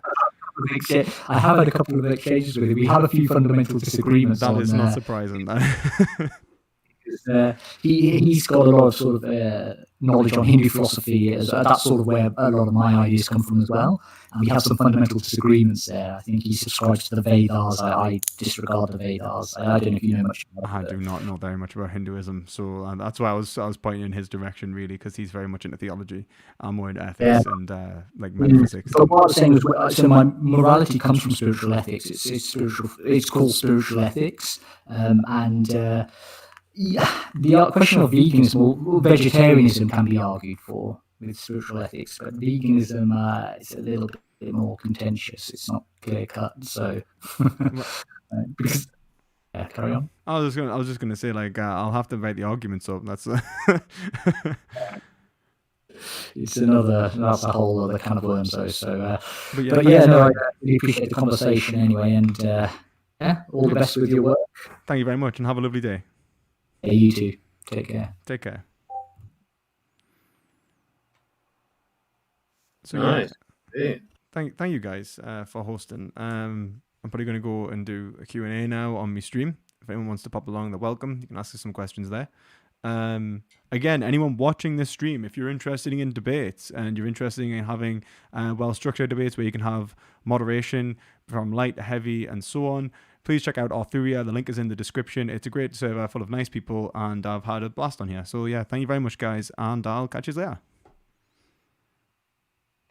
Yeah, thank you so much. And to everyone listening, I'll also post a link to Perspective's channel and debate chat, so be sure to check out his stuff. Oh, thank you. Bye, guys. So yeah, I hope you are all enjoying this stream. We're just going to move to a Q&A now. If anyone's interested in asking a few questions, just fire them into the chat and I will try my best to ask them, like post-debate talk. I thought he was a nice, respectful guy. I found most of the time he was very skeptical in terms of his approach, a very skeptic's approach. I just try and outline a positive position as best as I could. I hope you think I did an okay job. Yeah, so someone said, like, do a Vosh debate. Unfortunately, I do not think Vosh will ever debate me.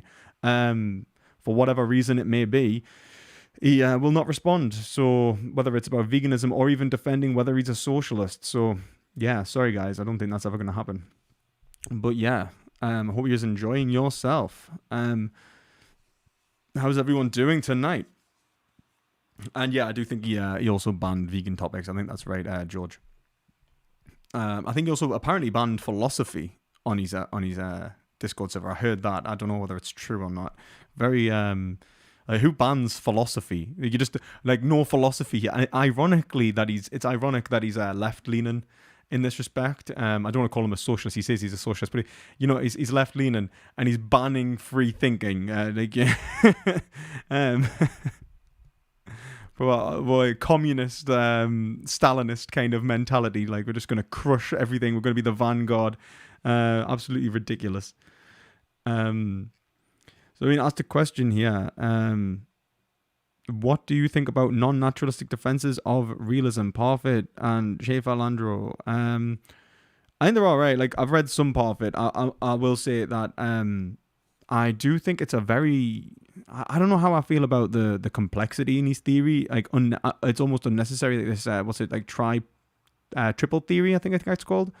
I think that ultimately, though, I do respect his overall goal. I don't think non-naturalism is as strong as naturalism, and I'd much prefer someone like McIntyre. Absolutely. I don't think there is a need for non-naturalism. I don't see that having to point towards some non-naturalistic notion of value. So yeah, of what should be considered valuable. So yeah. What about the role of retribution in a system of justice? Should justice system go beyond mere rehabilitation and deterrence? Well, I mean, that's an interesting question. I mean, you got people like Immanuel Kant who thinks that, you know, like retribution is a human, like an innate human desire. You've got people like John Stuart Mill who are only interested in, you know, overall value and how to respect it to the greatest degree. So harming someone ultimately in a retributional way is a negative.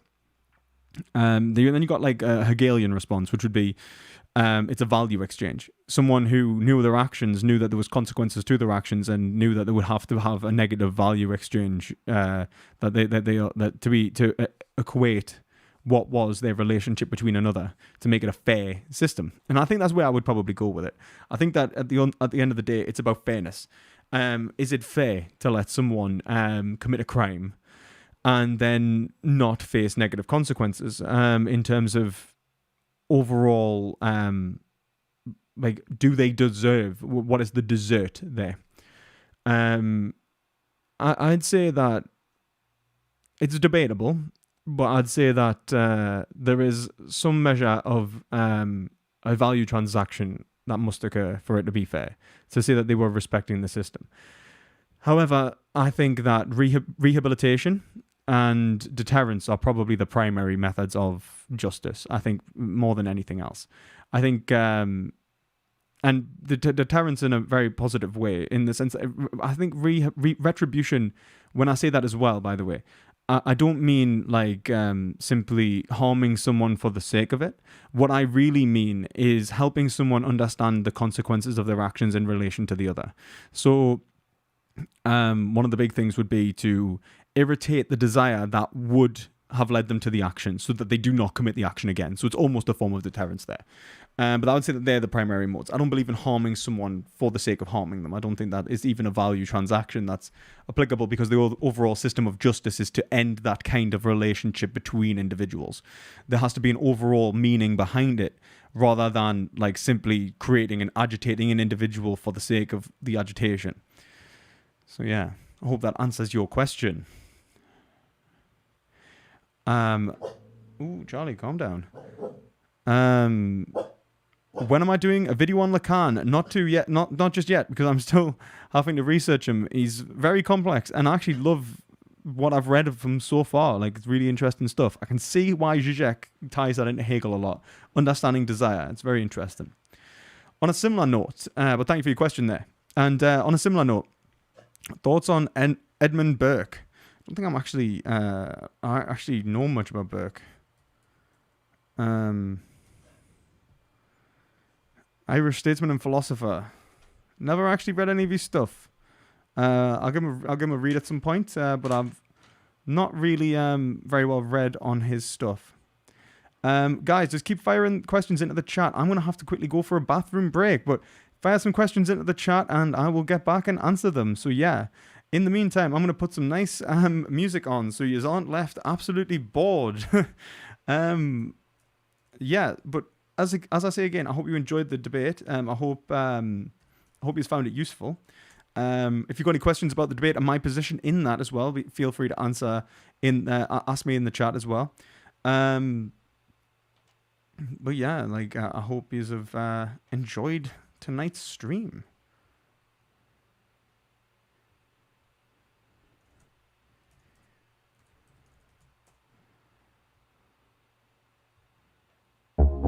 No. What the hell is up with that playlist?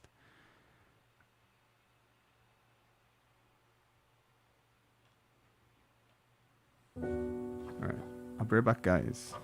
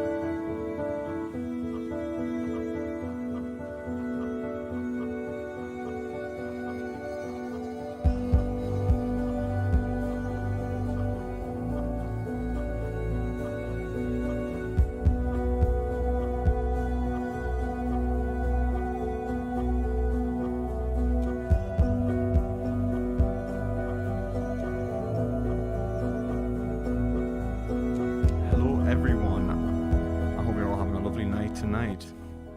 So let's have a look at this chat. Right, give us some synthwave. Sorry, I just put on something that I thought was nice and ambient. Deleuze's schizophrenia and capitalism is heavily based on Kant. I did not realize that. Nathaniel GM, have you spoken to Rationality Rules recently? Is he getting any closer to veganism? Would be nice to have him on our side. I would love to speak to him again. Whether he's moving towards veganism, I don't know. He seems to, again, be one of the people that... He's a nice enough guy. Like, I met him in person. I actually got on with him really well. I think he's a really nice guy. I'd love to do content with him in the future. Again, I think me and him's had some interesting ideas on Nietzsche and... people like what's he called, Jordan Peterson. But whether he's moving towards veganism or not, I have no idea. He didn't seem very interested in becoming a vegan, if I'm honest. Not even close. And he seemed to acknowledge that he was being a hypocrite. He even said that in the video. He's like, I know I'm a hypocrite. So whether he seems to be one of those people that kind of like T-Jump, Destiny, and so on, that are just like, yeah, veganism is better than the alternative, but I'm not going to do it. So it's kind of strange. I don't know whether he'll come on our side or not, but we'll see. I mean, we'll see our side, the side of the animals. John says, hi Lewis, how do you balance moral value against hedonistic value? E.g., what point do you think something just At what point would you do something just barely immoral that would give you a greatly pleasurable sensory experience? Great question, John. Thank you. So basically, what I would say, I'm gonna turn that music. Do you like the music? Actually, do you just want that on, or do you just want actually piano underscore sounds nicer, doesn't it? There we go. That's nicer. Much more chill. Anyway, so great question. One, I would say that what is hedonistic pleasure is of moral consideration. Hedonism is like a form of moral morality, actually. It's just usually an egoistic one. What I would say is in relation to value in general, like at what point is someone's system of drives being respected decently, is one of the primary questions of ethics. So like whether your desires and values, what you find pleasurable, is being respected is an ethical question. And I would say that there is a minimum criteria that it must be respected. And I would say that like so long as you are considering that an individual would not be justified in doing something immoral ever. That's the point. That it wouldn't be justifiable. You could not do something unethical and it'd be justifiable. However, what we can say is there can be a variation in doing something that was in something self-orientated over doing something altruistic for personal gain, and that be justified under a moral system, and particularly an objective moral system which reflected value in general, and understanding that an individual has a greater responsibility to themselves, for example, than their responsibility to many others. Like, I have to be responsible for a measure of my own happiness that other people could not be responsible for, because they don't get to make my decisions for me. They don't get to choose what I'm going to have for tea, for example, and so on. Ultimately, I would say that if everyone is being treated equally and respectfully, then that's fair enough. And I think that there is the minimum criteria for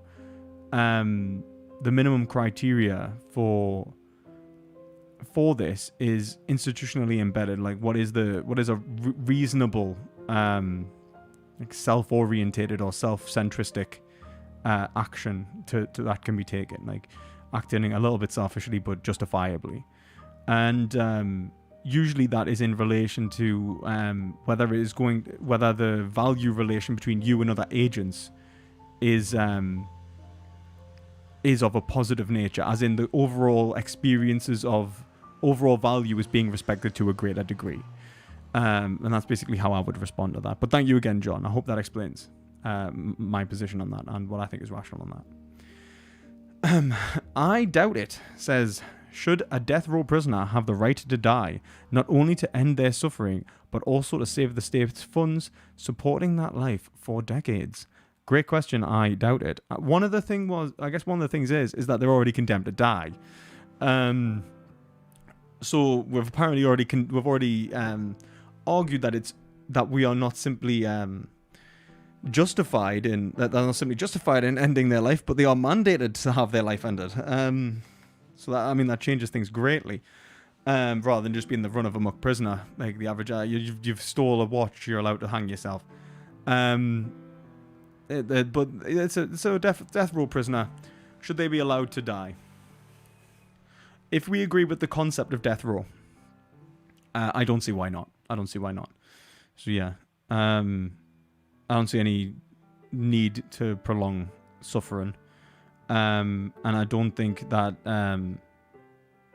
there's anything wrong if it does save the state some money and if it does make things better. However, overall, I do think death row is wrong. So, yeah, thank you for your question there. I doubt it. Sovereign Study says, what should the state policy be in regards to endangered languages? Should we preserve near extinct tongues, and on what basis? Great question. I think when it comes to dead languages or near dead languages, we're not obligated to maintain them. I don't think there's any obligation there. However, I think that it can be useful to maintain them for the individuals who speak them, for one. Like, it allows them to continue on a cultural heritage which would otherwise be, lost. A cultural heritage which would otherwise be lost. But also, but also allows us to think in a variety of different ways, which is beneficial as well. So, like, the concepts involved in these languages, it would be best not to lose them a lot of the time. But I don't think there's an obligation to keep them there. I don't think there's any, like, if people just decide not to speak them anymore, there's no obligation to hold them, to keep them alive and functioning. So yeah. But thank you for your question. Has the Industrial Revolution, and you asked another one, has the Industrial Revolution and its consequences been a disaster for the human race? I think it's had positives and negatives. I think that industrialization has led to many great advances which have overall bettered life, and ultimately pose the possibility of an even greater future.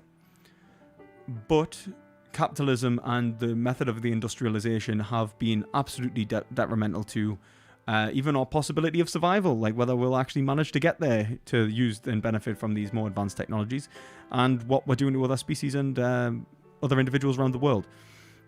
The problem, I think, is less to do with the industrialization and more to do with the method of the industrialization and what was being maximized.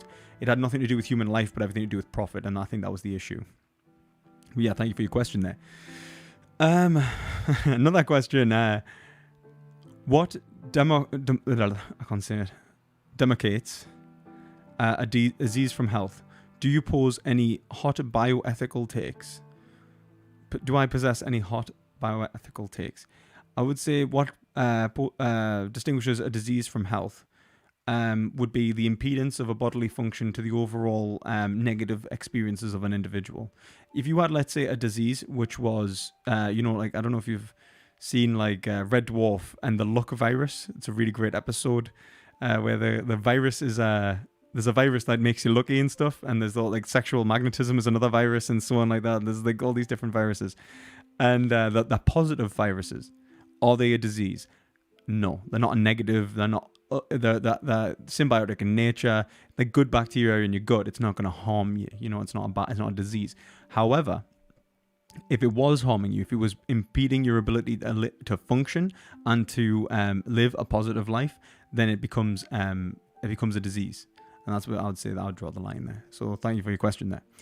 Tiny Jungle, vegan attempting to grow my own food. Good on you. I'd like to vermicompost, which requires worms being contained in a healthy, safe environment. The only issue I see is the initial acquisition of the worms. Thoughts? Very interesting, actually. I have actually had some thoughts about this before, because obviously the use of animals in this regard, excuse me, is somewhat symbiotic. I don't have a problem with it. I don't think, as long as the worms are being treated as equal of equal consideration, they're being given safe environment and allowed to live their lives. I don't have an issue with that. As long as you can make sure that they don't get harmed in the process of you actually, obtaining them. As long as you can make sure they don't get harmed in the process of, shoveling it backwards and forwards or whatever it may be, then I don't think there's an issue. So long as you can maintain as long as you can maintain the well-being of those creatures, there isn't an issue there. So yeah, that's just symbiotic, and I have no objections, and I don't think anyone should have an objection there. But yeah, thank you for your question. George says, "What's the plan when people say that they're fine with being hypocrites? Would that be the end of the debate?" Kind of. I mean, you could just say like, "Why are you fine?" Like, start talking about their moral motivations and like try and appeal to them in a way that shows that like being a hypocrite is irrational. But if they say, like, I know I'm being irrational, I know that I'm a hypocrite, and I simply will not change, well, then, yeah, they've killed the conversation. The conversation hasn't ended. They've killed it. There's I always got taught, you cannot rationalize with someone who won't be rationalized with. If they're deliberately being irrational and unwilling to rationalize, then trying to encourage them to rationalize isn't going to work. You could try and appeal to their emotions. Overall, it's not going to improve their moral progress, but it might improve their overall outcome, and maybe they'll come around later on, like just go, well, wait a minute, like, do you not think that you'll live a worse life, and so on like that, and maybe try and appeal to some sort of thing that that they value and care about. But again, they're kind of killing the conversation. But thank you very much for your question, George. Anurug, I think that's how you say your name. Sorry if I said it wrong. Says, I think I've heard you talk about schizophrenia before, and you seem to completely agree with Lacan, and I think most of Lacan is extremely reconcilable with Hegel. Yeah, it seems that from what I've read of Lacan, I do agree with him almost entirely on many different things, and I think that it's accidental because of me, my sort of Hegelianism. But yeah, it seems just accidental. I haven't read enough of him yet to say that I definitely do. But yeah, I think a lot of the stuff I do agree with. So thank you for your question. Anurg says, also, do you read much I cannot say that name for the life of us.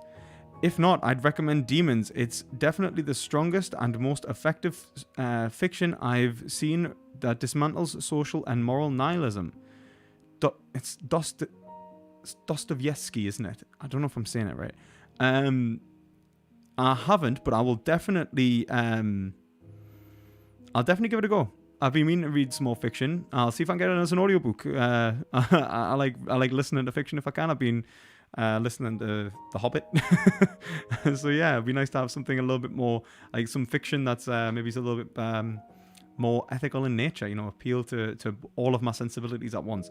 And then on top of that as well, I think, I don't know if anyone's read George Saunders. Some of his stuff can be quite cool. I really enjoyed Escape from Spiderhead short story. Really good.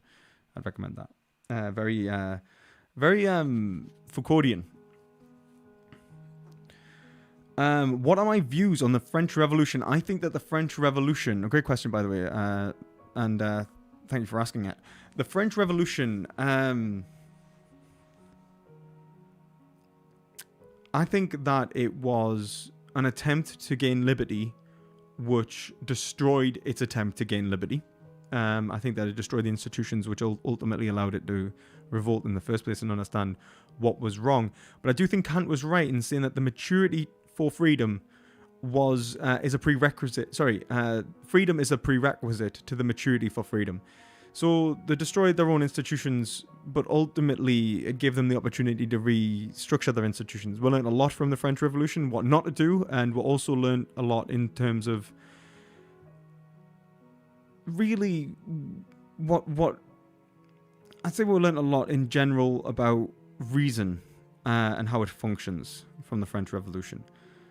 Unfortunately, I don't think it was a successful revolution. It was in the sense that they killed their king, but then they just put in Napoleon anyway, which was just another king, really.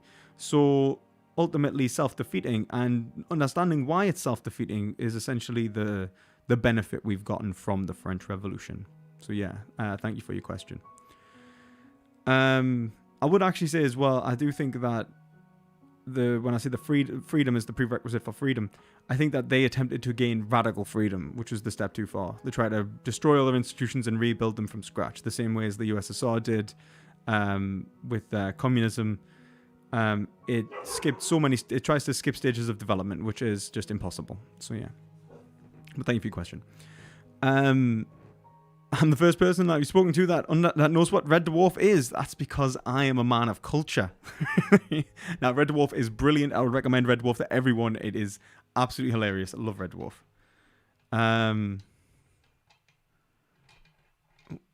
Let's make sure that's okay. Right. John says, if you say the overall value relationship should be respected, then in a vacuum, would you say that it's morally good to cause someone -5 negative value for 6 positive value for yourself? Very good question, John. I mean, I'm not a utilitarian and I don't really make it into these very everything can be solved through maths. I think it ultimately boils down to what we are talking about. Do I think that it's justifiable in all scenarios to cause someone a negative to obtain positive? No, I think that pain is usually more of a great, and it's better to be free of pain than it is to feel pleasure typically. And what I would say is that before we can even think about engaging in our own pleasures, we should think about eliminating the pains of others. It's that I would say. But yeah, thank you for your question, John. Sovereign Studies says, did you end up watching the Destiny clip I sent you on Discord with further context of his statement? To what degrees you think he's lost the plot? I haven't seen it yet. What was it about? I haven't really been on Discord too much. I'll have to give that a watch. Tiny Jungle says, thank you. My thoughts exactly. Time to try and adopt some red wigglers, lol. Well, hopefully, as long as you keep them, safe and sound, I don't think there'll be an issue. Symbiotic, as I said. So good luck to you. Look after those worms. Dostoyevsky. That's how you say it, apparently. Dostoyevsky. Okay, I'll try and remember that. Thank you, John. Sovereign Study says, ever read any Clausewitz? If so, thoughts on his influence on Lenin? I haven't. I'm sorry. To be entirely honest with you, I haven't read that much Lenin either.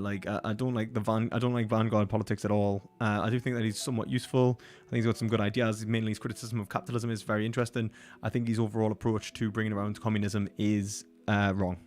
And I think it was described, who was it by? It was by an early Marxist as being one of the greatest lies told to a generation. But thank you for your question. Anarogue says, again on Parfit, I'd really interested to hear your take on the teleport transportation thought experiment in regards to personal identity, or the destruction and then reconstitution of someone, whether they're the same person. I'd say that identity typically is not just based on physical matter. I mean, it comes down to what is like, if we start talking questions of essence, what is the fundamental nature of one's subjectivity? Very difficult stuff. Metaphysically, I would say that if they were transported and rebuilt in the exact same manner, in terms of like we were able to overcome the problems that would exist. 1 second, my dog's being a little terror. Charlie. Hi. Come here.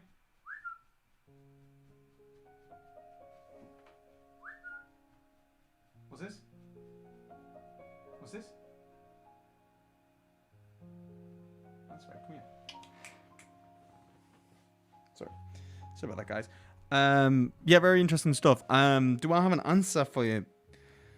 Well, I would like to say that you're not the same person unless you obtain the same consciousness, in the sense that you're not the same, like, able to have the same, like, kind of conscious kind of run through. But then how do we know that is even the case, and we're not, being sporadically, having, like, sporadic motions of thought, and there's no such thing as psychological continuity. I'd say psychological continuity typically, I would say, is probably the result of language anyway. So if you have the same brain, producing thoughts and having the same thought patterns, which are the product of language, then yeah, you'd probably be the same person. I don't think that it would have an issue. And I think I'd probably side with someone like Hick with these like Hick's replicator experiment, like probably like Hick's replicate. What's it? John Hick on his point of replication. Like if you were to perfectly replicate an individual, it would be them. But yeah, thank you very much for your question. Sovereign Study says, is time travel theoretically possible? What is your general conception of time? I would say that time travel theoretically is possible, especially to the future, because we're all doing it right now. I would say that time travel to the past, for example, is it possible? Probably. I'd say that my understanding of time is that it's like a 4-dimensional understanding of time. So if you went into the 5th dimension, you'd be able to see and perceive all of space-time simultaneously, and basically not enter it at whatever kind of position, theoretically, from what I understand of it. But then whether it would create paradoxes and how these would be resolved, I think that they wouldn't create paradoxes. It would be typically a lot of the paradoxes that we'd perceive would be perceptual paradoxes. It's like we would think something is paradoxical in nature, but in reality, if you went and you transposed into a higher dimension, you would see that you would basically be able to see once again, if you went, I think it's the 6th dimension, you would see again above that all of the actions that have occurred in the 5th dimension, and it kind of goes to that kind of meta position each time you kind of go further and further up. So theoretically possible. I think the paradoxes are probably due to lack of perceptual awareness of reality, and like predestination paradoxes and stuff. Interesting stuff, I'd say, more than anything. Mostly science fiction. Theoretically possible, though, I think, yeah. So thank you for your question. Where the hell was that? 1 second, I'm going to make sure that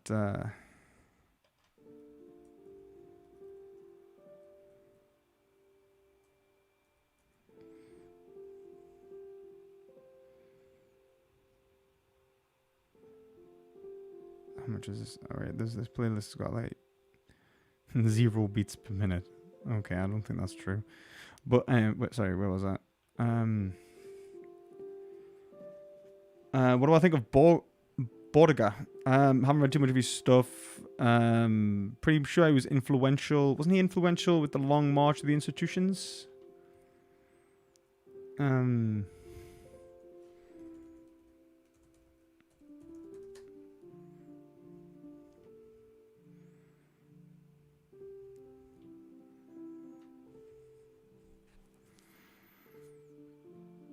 I could do with reading more communists in general, just like socialist thinkers throughout history, to be entirely honest. I've been meaning to do this for a while.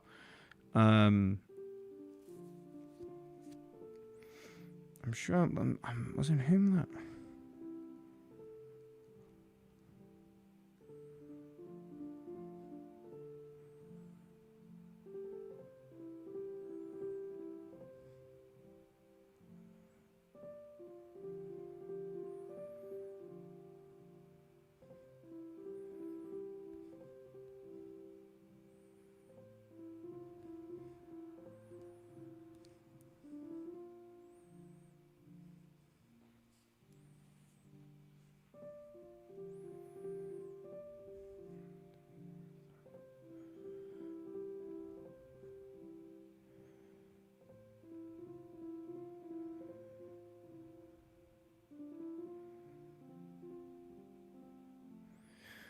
Well,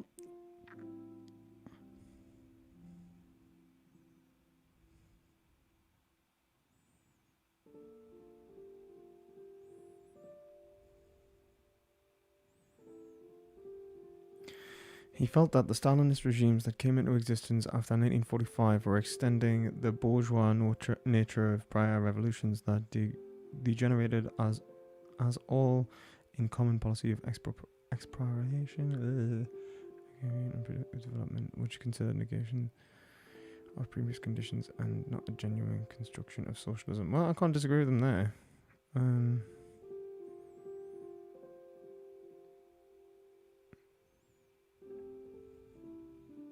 Well, I'll have to give him a read, really, and give you more of a fundamental lowdown of me, what I think of his, like, you know, some hot takes on his work. But yeah, thank you for just making us aware of him more than I was. I think I thought he was someone else. Italian Marxists are all the same, aren't they? Like, I think I probably just conflated him with Gramsci, but I'm not sure. I could have swore he had something to do with the Long March. Anyway. Thank you for your question. So PP, your moral framework is built on hedonism. No, my moral framework is built, well, I mean, kind of. I mean, we're all seeking somewhat pleasure and avoiding pain. My moral framework's built on subjectivity in that respect, and I think morals in general, ethics in general is built on that. So yeah, thank you for your question, Neo Epicurean. Bianca says, what are your thoughts on Alex from Cosmic Skeptic being okay with killing non-human animals if they don't feel pain? Any chance you could record another video with him? I would love to record another video with Alex. So Alex, if you see this, yeah, I'd absolutely love to talk about that. I think that it's wrong. I think I talked about that with, I can't remember his name, from Atheist Republic. I can't remember his name now. But yeah, like, I think that is unjustified.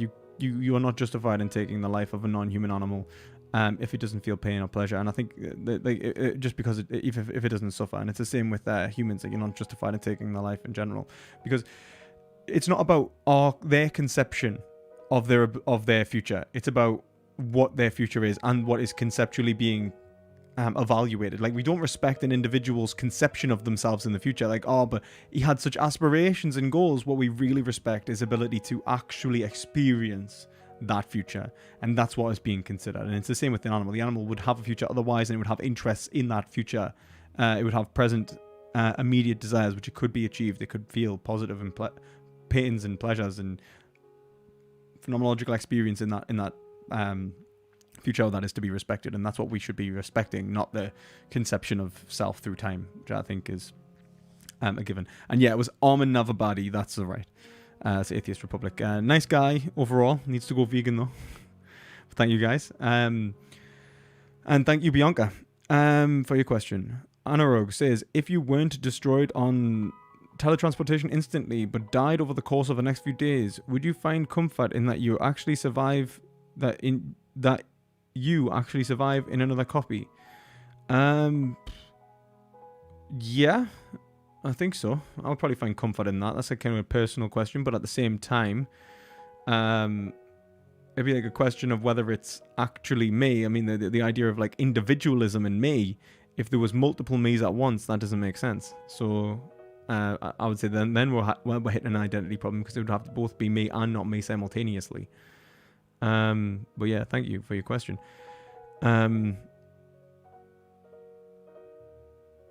Sovereign Studies says, assuming the premise of Minority Report, should individuals be punished for crimes they are about to commit yet have not actually done? No, I do not believe in determinism, and so Minority Report is wrong in this. Like, well, it's not wrong. I think the whole point of Minority Report actually is the idea, is kind of like this idea of like future dystopian society. But at the same time, like, yeah, it's wrong. You can't be punished for a crime that you are going to commit, like, or we think you will commit. I think that's nonsensical. I think that this idea of it removes the possibility of you being able to act otherwise. So the idea of punishment in general is nonsensical.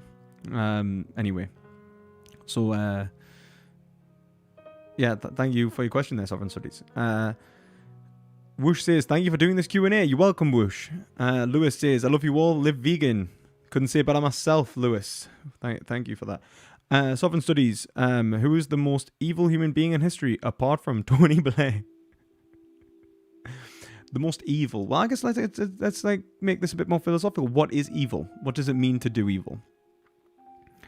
So, I think when we look at like what is evil, I think Hegel talks about evil in this. It's not simply like it's actively doing something which is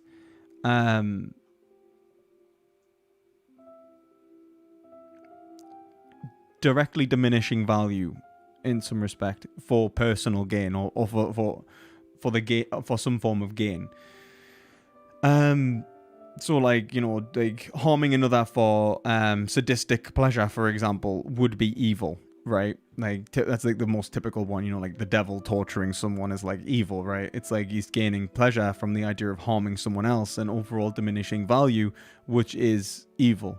He's acting irrationally. Not only is he acting irrationally, he's doing it deliberately, intentionally, right? He's doing it for he's presupposing his own rationality above the other. It's like an act of caprice. And I think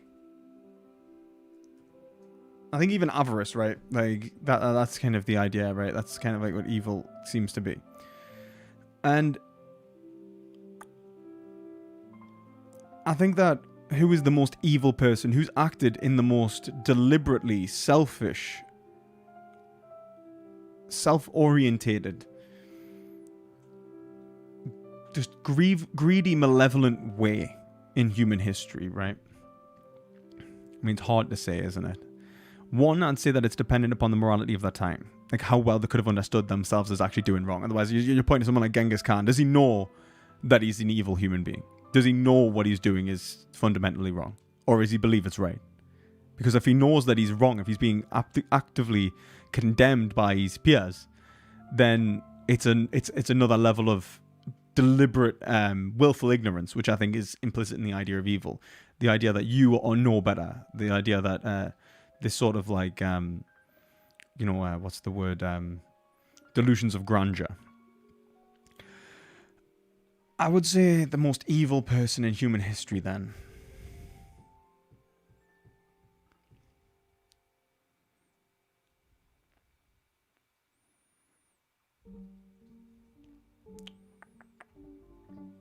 I think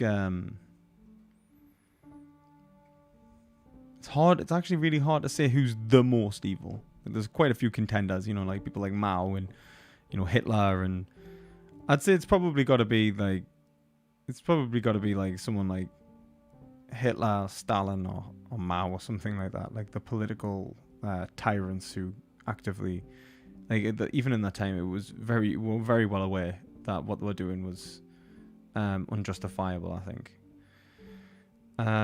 Although they could be accused of just being insane, some of them. So, especially Hitler.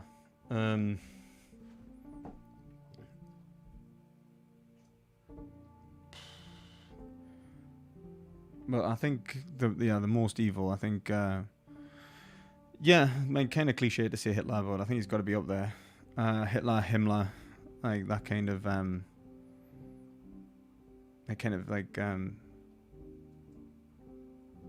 disgusting sort of like moral narcissism. It's hard to say who are the worst of us all.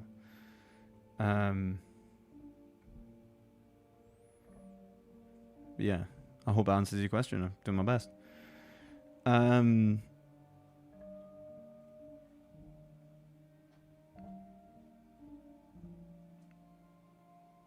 Would be fun to have you playing some low effort game like Fall Guys or something during the Q&A. I'm looking at that. I'll probably start doing that at some point. Like, just like, you know, sort of getting some games on the go. Not play something like League of Legends because I'm absolutely terrible. Yeah, definitely. But thank you for that suggestion, John. Definitely going to consider that. Whoosh says, "Law, I'm glad my question was of interest to you." You're welcome, Whoosh. Mark says, "Oh, hi." Hello, Mark. Hope you're doing well. Having a good night. Am I hyped? Sovereignty says, "Am I hyped for Trump being on the Joe Rogan podcast?" Is he really going on the Joe Rogan podcast? What the hell's going on? What is the world today? It's all so weird, man. Like reality TV stars as world leaders, and like everything is just the American political state is just the weirdest. But yeah, I'm definitely interested in watching it. Absolutely. Mark says, "What's a good comprehensive book on metaethics?" It depends on what you're looking for out of it. So, clarify what you're after, and I'll see if I can make a recommendation. Thank you for your question, Mark. Cormish Gibbeth, what's your take on the donations and effective altruism? Is it immoral to spend money on one's own pleasure while you know that your donation could do a lot of good for others? Is there a line? Yeah, I'd say there is a line. Like Jeff Bezos, right? He's got 200 billion and he could cure world hunger like easily. Why doesn't he do it? And it's got to be selfish, and it's got to be avarice in that respect. I think at the same time, I think that people are entitled to a decent quality of life, like entertainment-wise, decent level of enjoyment, which they are reasonable to expect.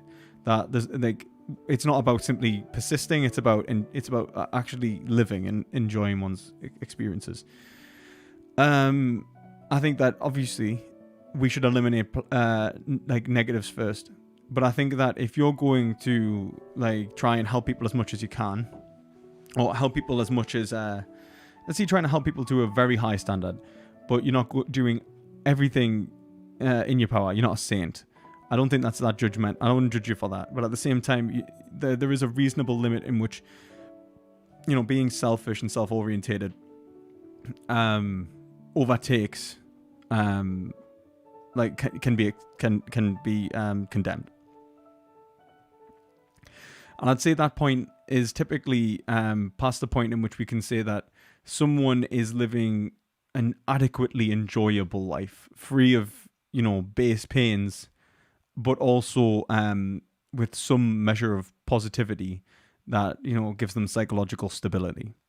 And I think if you're past that point and you're actively still trying to achieve more and more pleasure, whilst other people are still suffering in the base, struggles of life, like food, water, shelter, the pains that you've managed to free yourself from, then yeah, you're acting immorally. And I think you should be expected to. I think you should be expected to do something that is going to end, or at least contribute to ending other people's suffering. Excuse me. I'm actually going to wrap this up in the next 10 minutes, guys. Just let you know. Maybe I should say charities, not donations. I get what you meant. But yeah, thank you, Comish Gibbeth. Waximus, no bad guy thinks they are being bad. Very Socratic. But I don't. They may think they're being bad, but they actively know that they are denying societal ethics, is what I mean. That everyone else would judge them for being bad, and they're not listening to the rationality of others. They're presupposing their own moral justifications to be more, to be greater than another individual's. They mightn't think that they are wrong for doing it, but they can know that they are being bad. If you understand, they know that they're being cruel or malevolent or vicious. They just don't see that as a negative, and that's an act of idiocy or ignorance. But yeah, thank you, Maximus. Lewis says his victims understand he's behaving in a morally irresponsible way. Yeah, and I think that the fact that he doesn't listen to the victim is the issue there. The fact that nobody is considering the other in that scenario, that would be the issue. Thank you, Lewis. Sovereign Study says, completely unrelated to recent events, what are your thoughts on iconalism? I don't know if...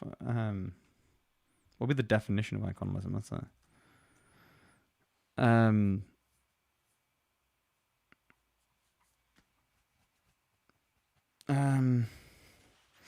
the destruction of icons. I think that it's not about the destruction of icons. It's about the rational use of icons for the overall greater good.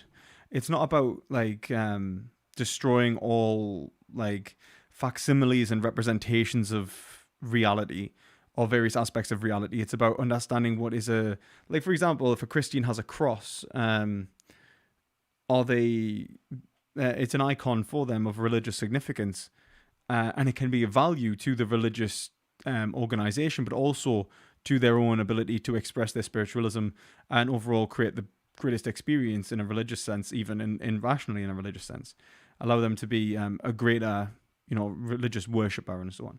And it's exactly the same with every other aspect of our life. I'd say it just has to come down to what is whether it's rationally being a positive or negative, and then if it's negative, we'll get rid of it. If it's a positive, we'll keep it.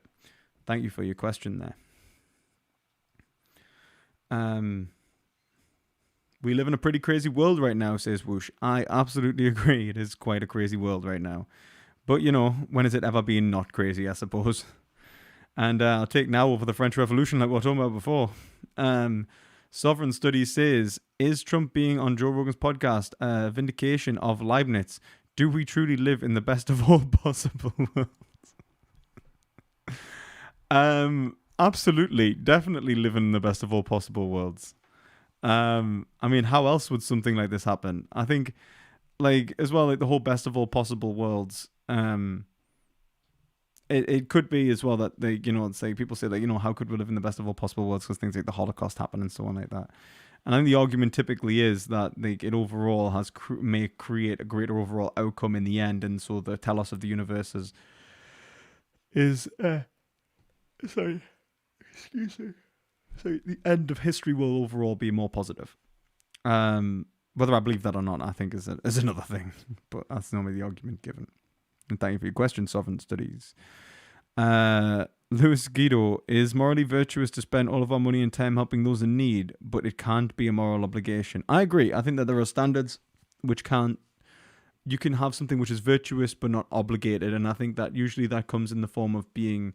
one cannot be obligated to self-sacrifice beyond a certain degree, as it requires a certain level of motivation that might be unavailable to the average everyday individual. But I think that there is a standard in which we expect people to be motivated to. I think if we're rational and decent, then we're going to be motivated to the highest overall way we can, and engage in ethics to the greatest extent we can. So yeah, thank you, Lewis. Waxman says the rioters who are burning down the mayor are just justified in doing so because they feel like social contract is broken. No, I think that's absolutely stupid. You're destroying your own society because you feel that your society is broken.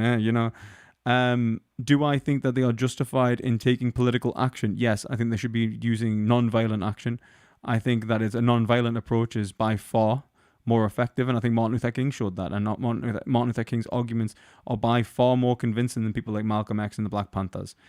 And I think that if Black Lives Matter and so on really cared about societal change, then they would probably mandate a change in legislation and that it should be enforced. That would be what I would recommend. And I think that's my real issue with the movement. There seems to be a lack of direction that needs to be resolved. There is no real fight for change. I see two things. I see justified moral anger and outrage, which I completely understand in relation to primarily police brutality, which I absolutely understand, and in some forms of institutional racism, especially in the courts, for example, absolutely. But then I also see, as on top of that, a lot of glory seeking, like Instagram photo taking kind of way actually here, not for any political movement and change. We want to look like we are part of a political movement, like this idea of appearances that we've been divorced into, which is not surprising. Like the American people have been divorced in, not just the Americans, but like Western people in general have been divorced to appearances for the past, like God knows however many years. And we live in a world full of, I think what the board calls the society of the spectacle. That is all that it is. It seems to be this massive spectacle at most part. There's no real change, no real advocation for something to be modified within society. So if they think that, one, I think social contract theory is wrong, by the way. But two, if they think that there is an issue that their society is not fulfilling the required justice that it should be, it's not fair, it's not just, and it needs to change, which I can absolutely agree with, then they should be mandating some sort of real legislative change, like the regulation that all, like for example, the institution of the police force, for example, should always have to report acts of violence, acts of like officer like shootings and so on like that, because they don't, believe it or not, and that they must have to use every means necessary until reaching the point of shooting, which halves, by the way, police deaths, like murders, like killings by the police. They should also have to wear like body cameras. They should also have to, be trained upon appropriate levels of force, appropriate takedown tactics. There should be many things put into place that are legislative and institutional that should be being called for by Black Lives Matter that I do not see being called for. And I think that's really how they could improve. So if anyone is like a Black Lives Matter leader or advocate or whatever they're doing right now with Black Lives Matter, if you do get together and you start talking about what the hell you're doing, because I think there's no real conversations going on, and it seems to be quite hierarchical, and people are just sort of stepping up and becoming leaders even though they've got no idea what they're doing. Then yeah, you should really start thinking about what the end goal of Black Lives Matter is, because I do not see it having one at this point in time. It has this abstract universal goal, but has no real particular notions of how to achieve it, which is really an issue. So yeah, that'll be my take on that.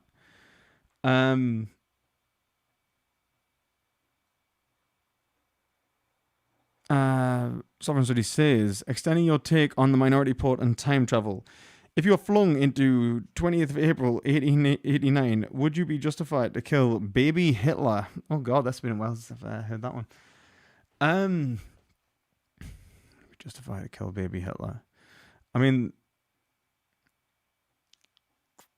it just poses an issue, doesn't it? Because has he committed the actions or not? Do you know what I mean? And will he definitely? Because this idea of time travel as well, like it seems to reflect nature of free will. Like, could we? Would it even be the same Hitler? Have we not split time? And could you do it? I mean, you could always I would say that you should not kill him if you don't have to. You could definitely, modify the environment so that he doesn't become Hitler. And ultimately, the issues involved were stemmed from not just Hitler. Like, there was anti-Semitism at the time. There was like the whole stabbed in the back myth and so on like that needed to be questioned, because otherwise it was going to be some sort of atrocity done to the Jews, I do believe. Even if Hitler hadn't stepped forward, there would have probably been like at least violence done against the Jews. Because I mean, it wasn't just Hitler, was it? Like, that's the kind of the idea. But at the same time, would you be justified in killing him if it would prevent, in theory, the atrocity of the Holocaust? Yeah, you probably would be. Like if you could know for certain that it would prevent the Holocaust, then yeah, you would be. But I think it's Stephen Fry that wrote a book on someone going back in time, preventing Hitler from being born, and then ultimately somebody else comes to take Hitler's place, uses the Jews to create an atomic bomb, forces the world to surrender, and then uses a chemical to prevent all Jews from being born, like puts them into like concentration camps, pollutes the water, and prevents them from being able to have children. So it's like an alternative timeline that could develop. So it's one of those things like, don't mess around with time travel, I think would probably be the best advice I would give you. So yeah, if you do come across a time machine, don't go and try and act the hero. But yeah, thank you for your question, Sovereign Studies. Call me Shgibbeth. Stalin's goal was to bring about realize communism, at least in theory. That's a different goal from what Hitler wanted. Do one's goals matters? When is it justified to violate consent? It's never justified to violate consent. I'd say that the only time that it would be justified is if it was a confliction of freedoms. So like that freedom itself is being respected to the greatest overall degree. Like one group is like being like there is a contest between two groups' freedoms that both groups would be. There's a no-win scenario essentially. That'll be the only time. I don't believe that one's goals do matter. By the way, I think that it does make a difference, but at the same time, there is the proper application of reason and justification. And I think that having one's goals in mind when it's just a subjective caprice, it doesn't matter whether like Stalin meant good when he was, or even if Hitler meant good.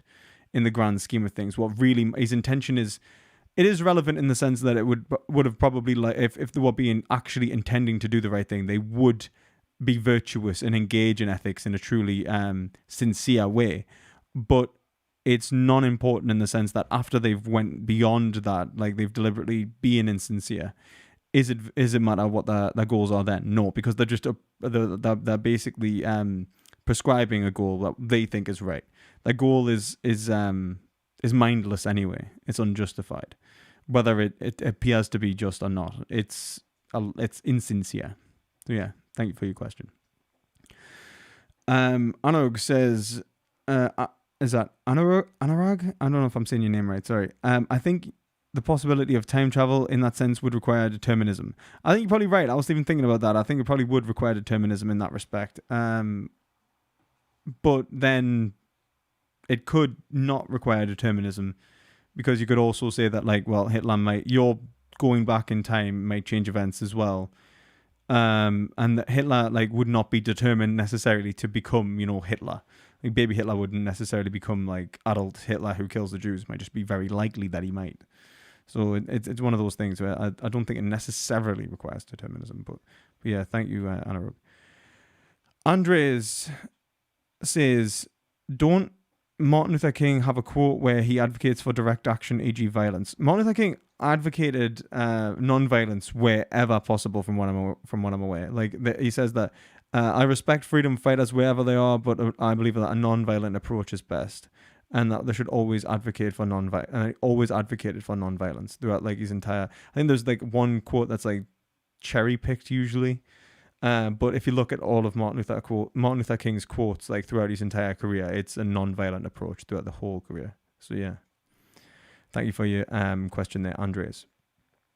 Thank you, Lewis. I appreciate it. George Kurda says, there wouldn't be much support for Black Lives Matter if it required a bit of sacrifice like veganism. You're probably right. I think that it comes with, like, a social hierarchization that people can claim that they're usually better than another individual, in the sense that, Black Lives Matter, hashtag Black Lives Matter, hashtag, this, whatever Instagram sort of thing it is today, or like Twitter or whatever like that. And so there's this, like, kind of, like, quote unquote, like, moral hierarchization, like virtue signaling and aestheticism.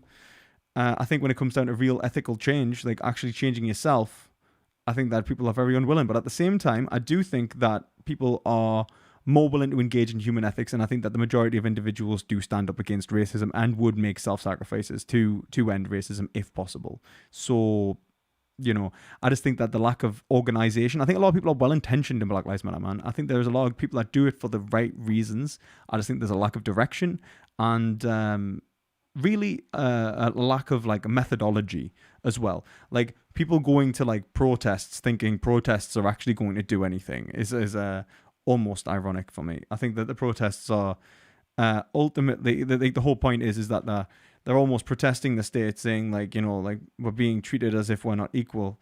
We're not being considered in terms of the ethical system, and yet they think that it's going to, like, change the ethical system, even though they've got no direction, even though they're not proposing any way for it to change. It just seems a bit, I think it's just a little bit, like, underdeveloped ideologically. Yeah. So thank you for your question. Well, thank you for your statement, actually, George. So John says, in what way is a social contract theory wrong? Social contract theory is wrong because, and this is Hegel's argument, actually, it relies upon notions such as property, which rely upon interrelation and ethics between individuals to precede the theory itself. So it argues that ethics is based on the social contract, when in reality the understanding of one's own self and one's own interests is actually reliant upon an ethical relationship between individuals long before the social contract has even been written. Contracts themselves are actually ethical relationships between which include notions of fairness and notions of treating people as being equal and equally capable of holding and obtaining property and delivering upon promises and being held to certain obligations. So social contract theory already presupposes ethics for itself to then say that it is the constitution of ethics. So yeah, thank you for your question. People should be vegan, but it is far from an obligation. I disagree. People should be vegan, and when you say people should be vegan, that is what it means to say that something is an obligation. If you say they should, you ought to be vegan. You basically just said that it's an obligation. So, but thank you for your statement. Waximus says, thanks for answering my question. I got to walk my dog now. Good night, Waximus, and I hope your dog enjoys the walk. Enjoy yourself.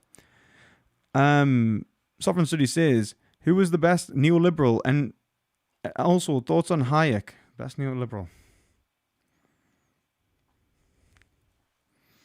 I don't know. I actually don't know. I'm thinking of.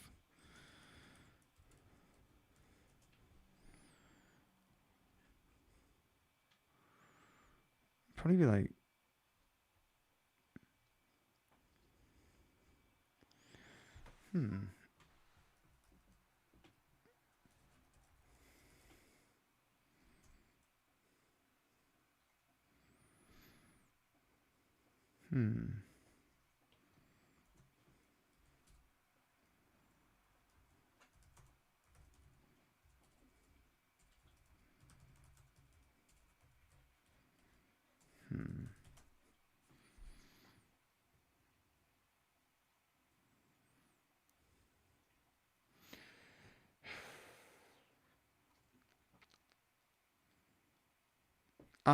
When you say best, I mean like most interesting, I'd probably say Friedman.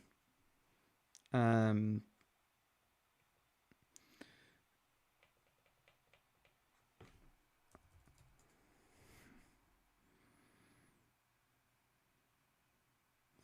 really read very much Hayek, to be honest. I don't really know very much about him, so I'm not really going to be able to comment on that. So yeah, but maybe Friedman. In terms of being most interesting, but more than anything. In terms of economists as well, I mean, if we're talking about politics, I don't know, would you call like Rawls? I'd probably call Rawls like a neoliberal. Yeah.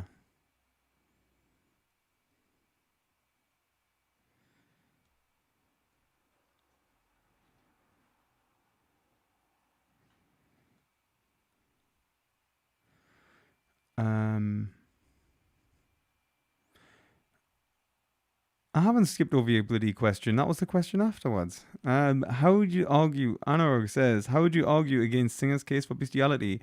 I'm convinced that the argument from consent doesn't work. Well, I think the whole point when he's saying this case of bestiality is like saying essentially like if the outcome was actually a positive, he's like there's no real way to argue against it. I would probably say there's two things. I'd say that allowing people to do that perpetuates desires which ultimately would be more likely to cause greater harm than good, so you should not do it because it's a likelihood of creating harm. Virtue ethicist approach. And I would also say that that the environment necessary for this to occur would probably be unlikely to actually be able to be proposed without having some form of exploitation involved. And I think that the likelihood of it actually creating an exploitative environment would be could be necessarily avoided. So yeah.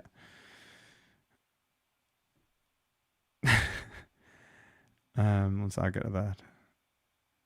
The majority are non-violent. I agree the majority are non-violent, Mark. I just think that the Black Lives Matter lacks direction more than anything, even if the majority are non-violent. And I see people like young black guys and young black girls in the protests. I've seen them like advocating for people to not get violent and stuff like that. And like, you know, there's people in general trying to not get violent in these times. And it's the minority of people who've kind of polluting the movement in this respect. Unfortunately, I think that the whole movement itself just lacks direction, even when they're doing non-violent protests. What they're trying to achieve with the protests, like Martin Luther King understood the functionality of the media, and he also understood and the uses of bringing essentially the eyes of the world down upon the institution which was acting so unfairly, so that it felt shame. 1 second.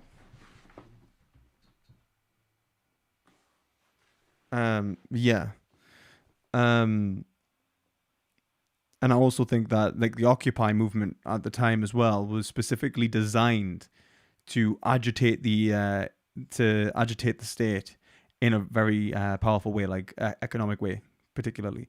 Whilst the protests themselves, they're not bringing around, like, until they're violent, it seems that they're not agitating the state at all. And when they are violent, it's in the way that would ultimately undermine the goals of the movement. So yeah, they need more direction, definitely, I'd say. Thank you for that, Mark. So I'm going to go off in about 2 minutes, guys. So if you've got a question, please fire it in at the chat. Matt Bradley says, why are you Hegelian when Schopenhauer is clearly superior? No. No. Schopenhauer's just very sad. Anyway, Tiny Jungle says, no such thing as a good neoliberal. I don't think you're wrong in many ways. I think neoliberalism itself is a bad thing. What is your take on urgency so that we need to act radical revolution now to prevent greater harm in the future? I think radical revolution doesn't prevent greater harm. It only perpetuates the same system over and over again. And it's a failed revolutionary tactic that needs to be discarded. Can we employ more violent means if the time is urgent? If it was necessary and to prevent harm, like self-defense is the only time I would say it would be justified to employ violent means. However, I don't see that. I think that ultimately the violence begets violence, and we end up just perpetuating a civil war-like scenario where ultimately more people are harmed and greater harm is always perpetuated. But thank you for your questions. Call me Skibbeth.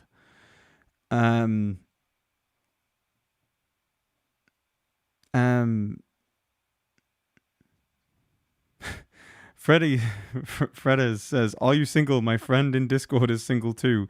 She seems interested. For your information. Thank you. I really appreciate it. I am not single. I have a girlfriend. But thank you. I appreciate the the proposition. But she's my girlfriend's great. She's also a vegan, and she's actually the one that introduced us to veganism. She used to have a channel on YouTube with over 100,000 subs, and she also had 2 channels. She had one with 100,000 subs and one with 60,000 subs. Absolutely dwarfing me. She had like 40 million views. I'm like, absolutely, like, she's absolutely phenomenal at this stuff, man. Anyway, as well, like, she's just great. I care about her very much, and yeah, she's just lovely. I love her. She's great. But thank you for the proposition. I appreciate it.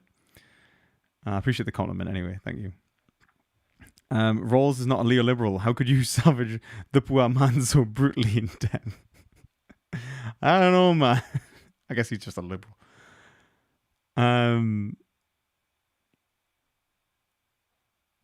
George says, that makes sense. Thank you for replying to my statement. You're welcome, George. Anurag says, Schopenhauer quotes on Hegel are gold. I think so too. I do think the man really hated Hegel. It is funny. But have you seen that letter written by his mom talking about how he's cynical and just intellectual? What was it? He's like, his intellectual cynicism just makes people hate him. Just and all that. It's actually class. Like, it's great. Like, Schopenhauer is just a very sad and very cynical man. And your mom is writing letters to you like, basically, I cannot stand being in your presence anymore. You're unbearable. And you're like, ooh. Can we agree that Hegel's probably the most hated man in philosophy? Nah, it's got to be Rand. Well, man, actually, he said man. Hated man in philosophy.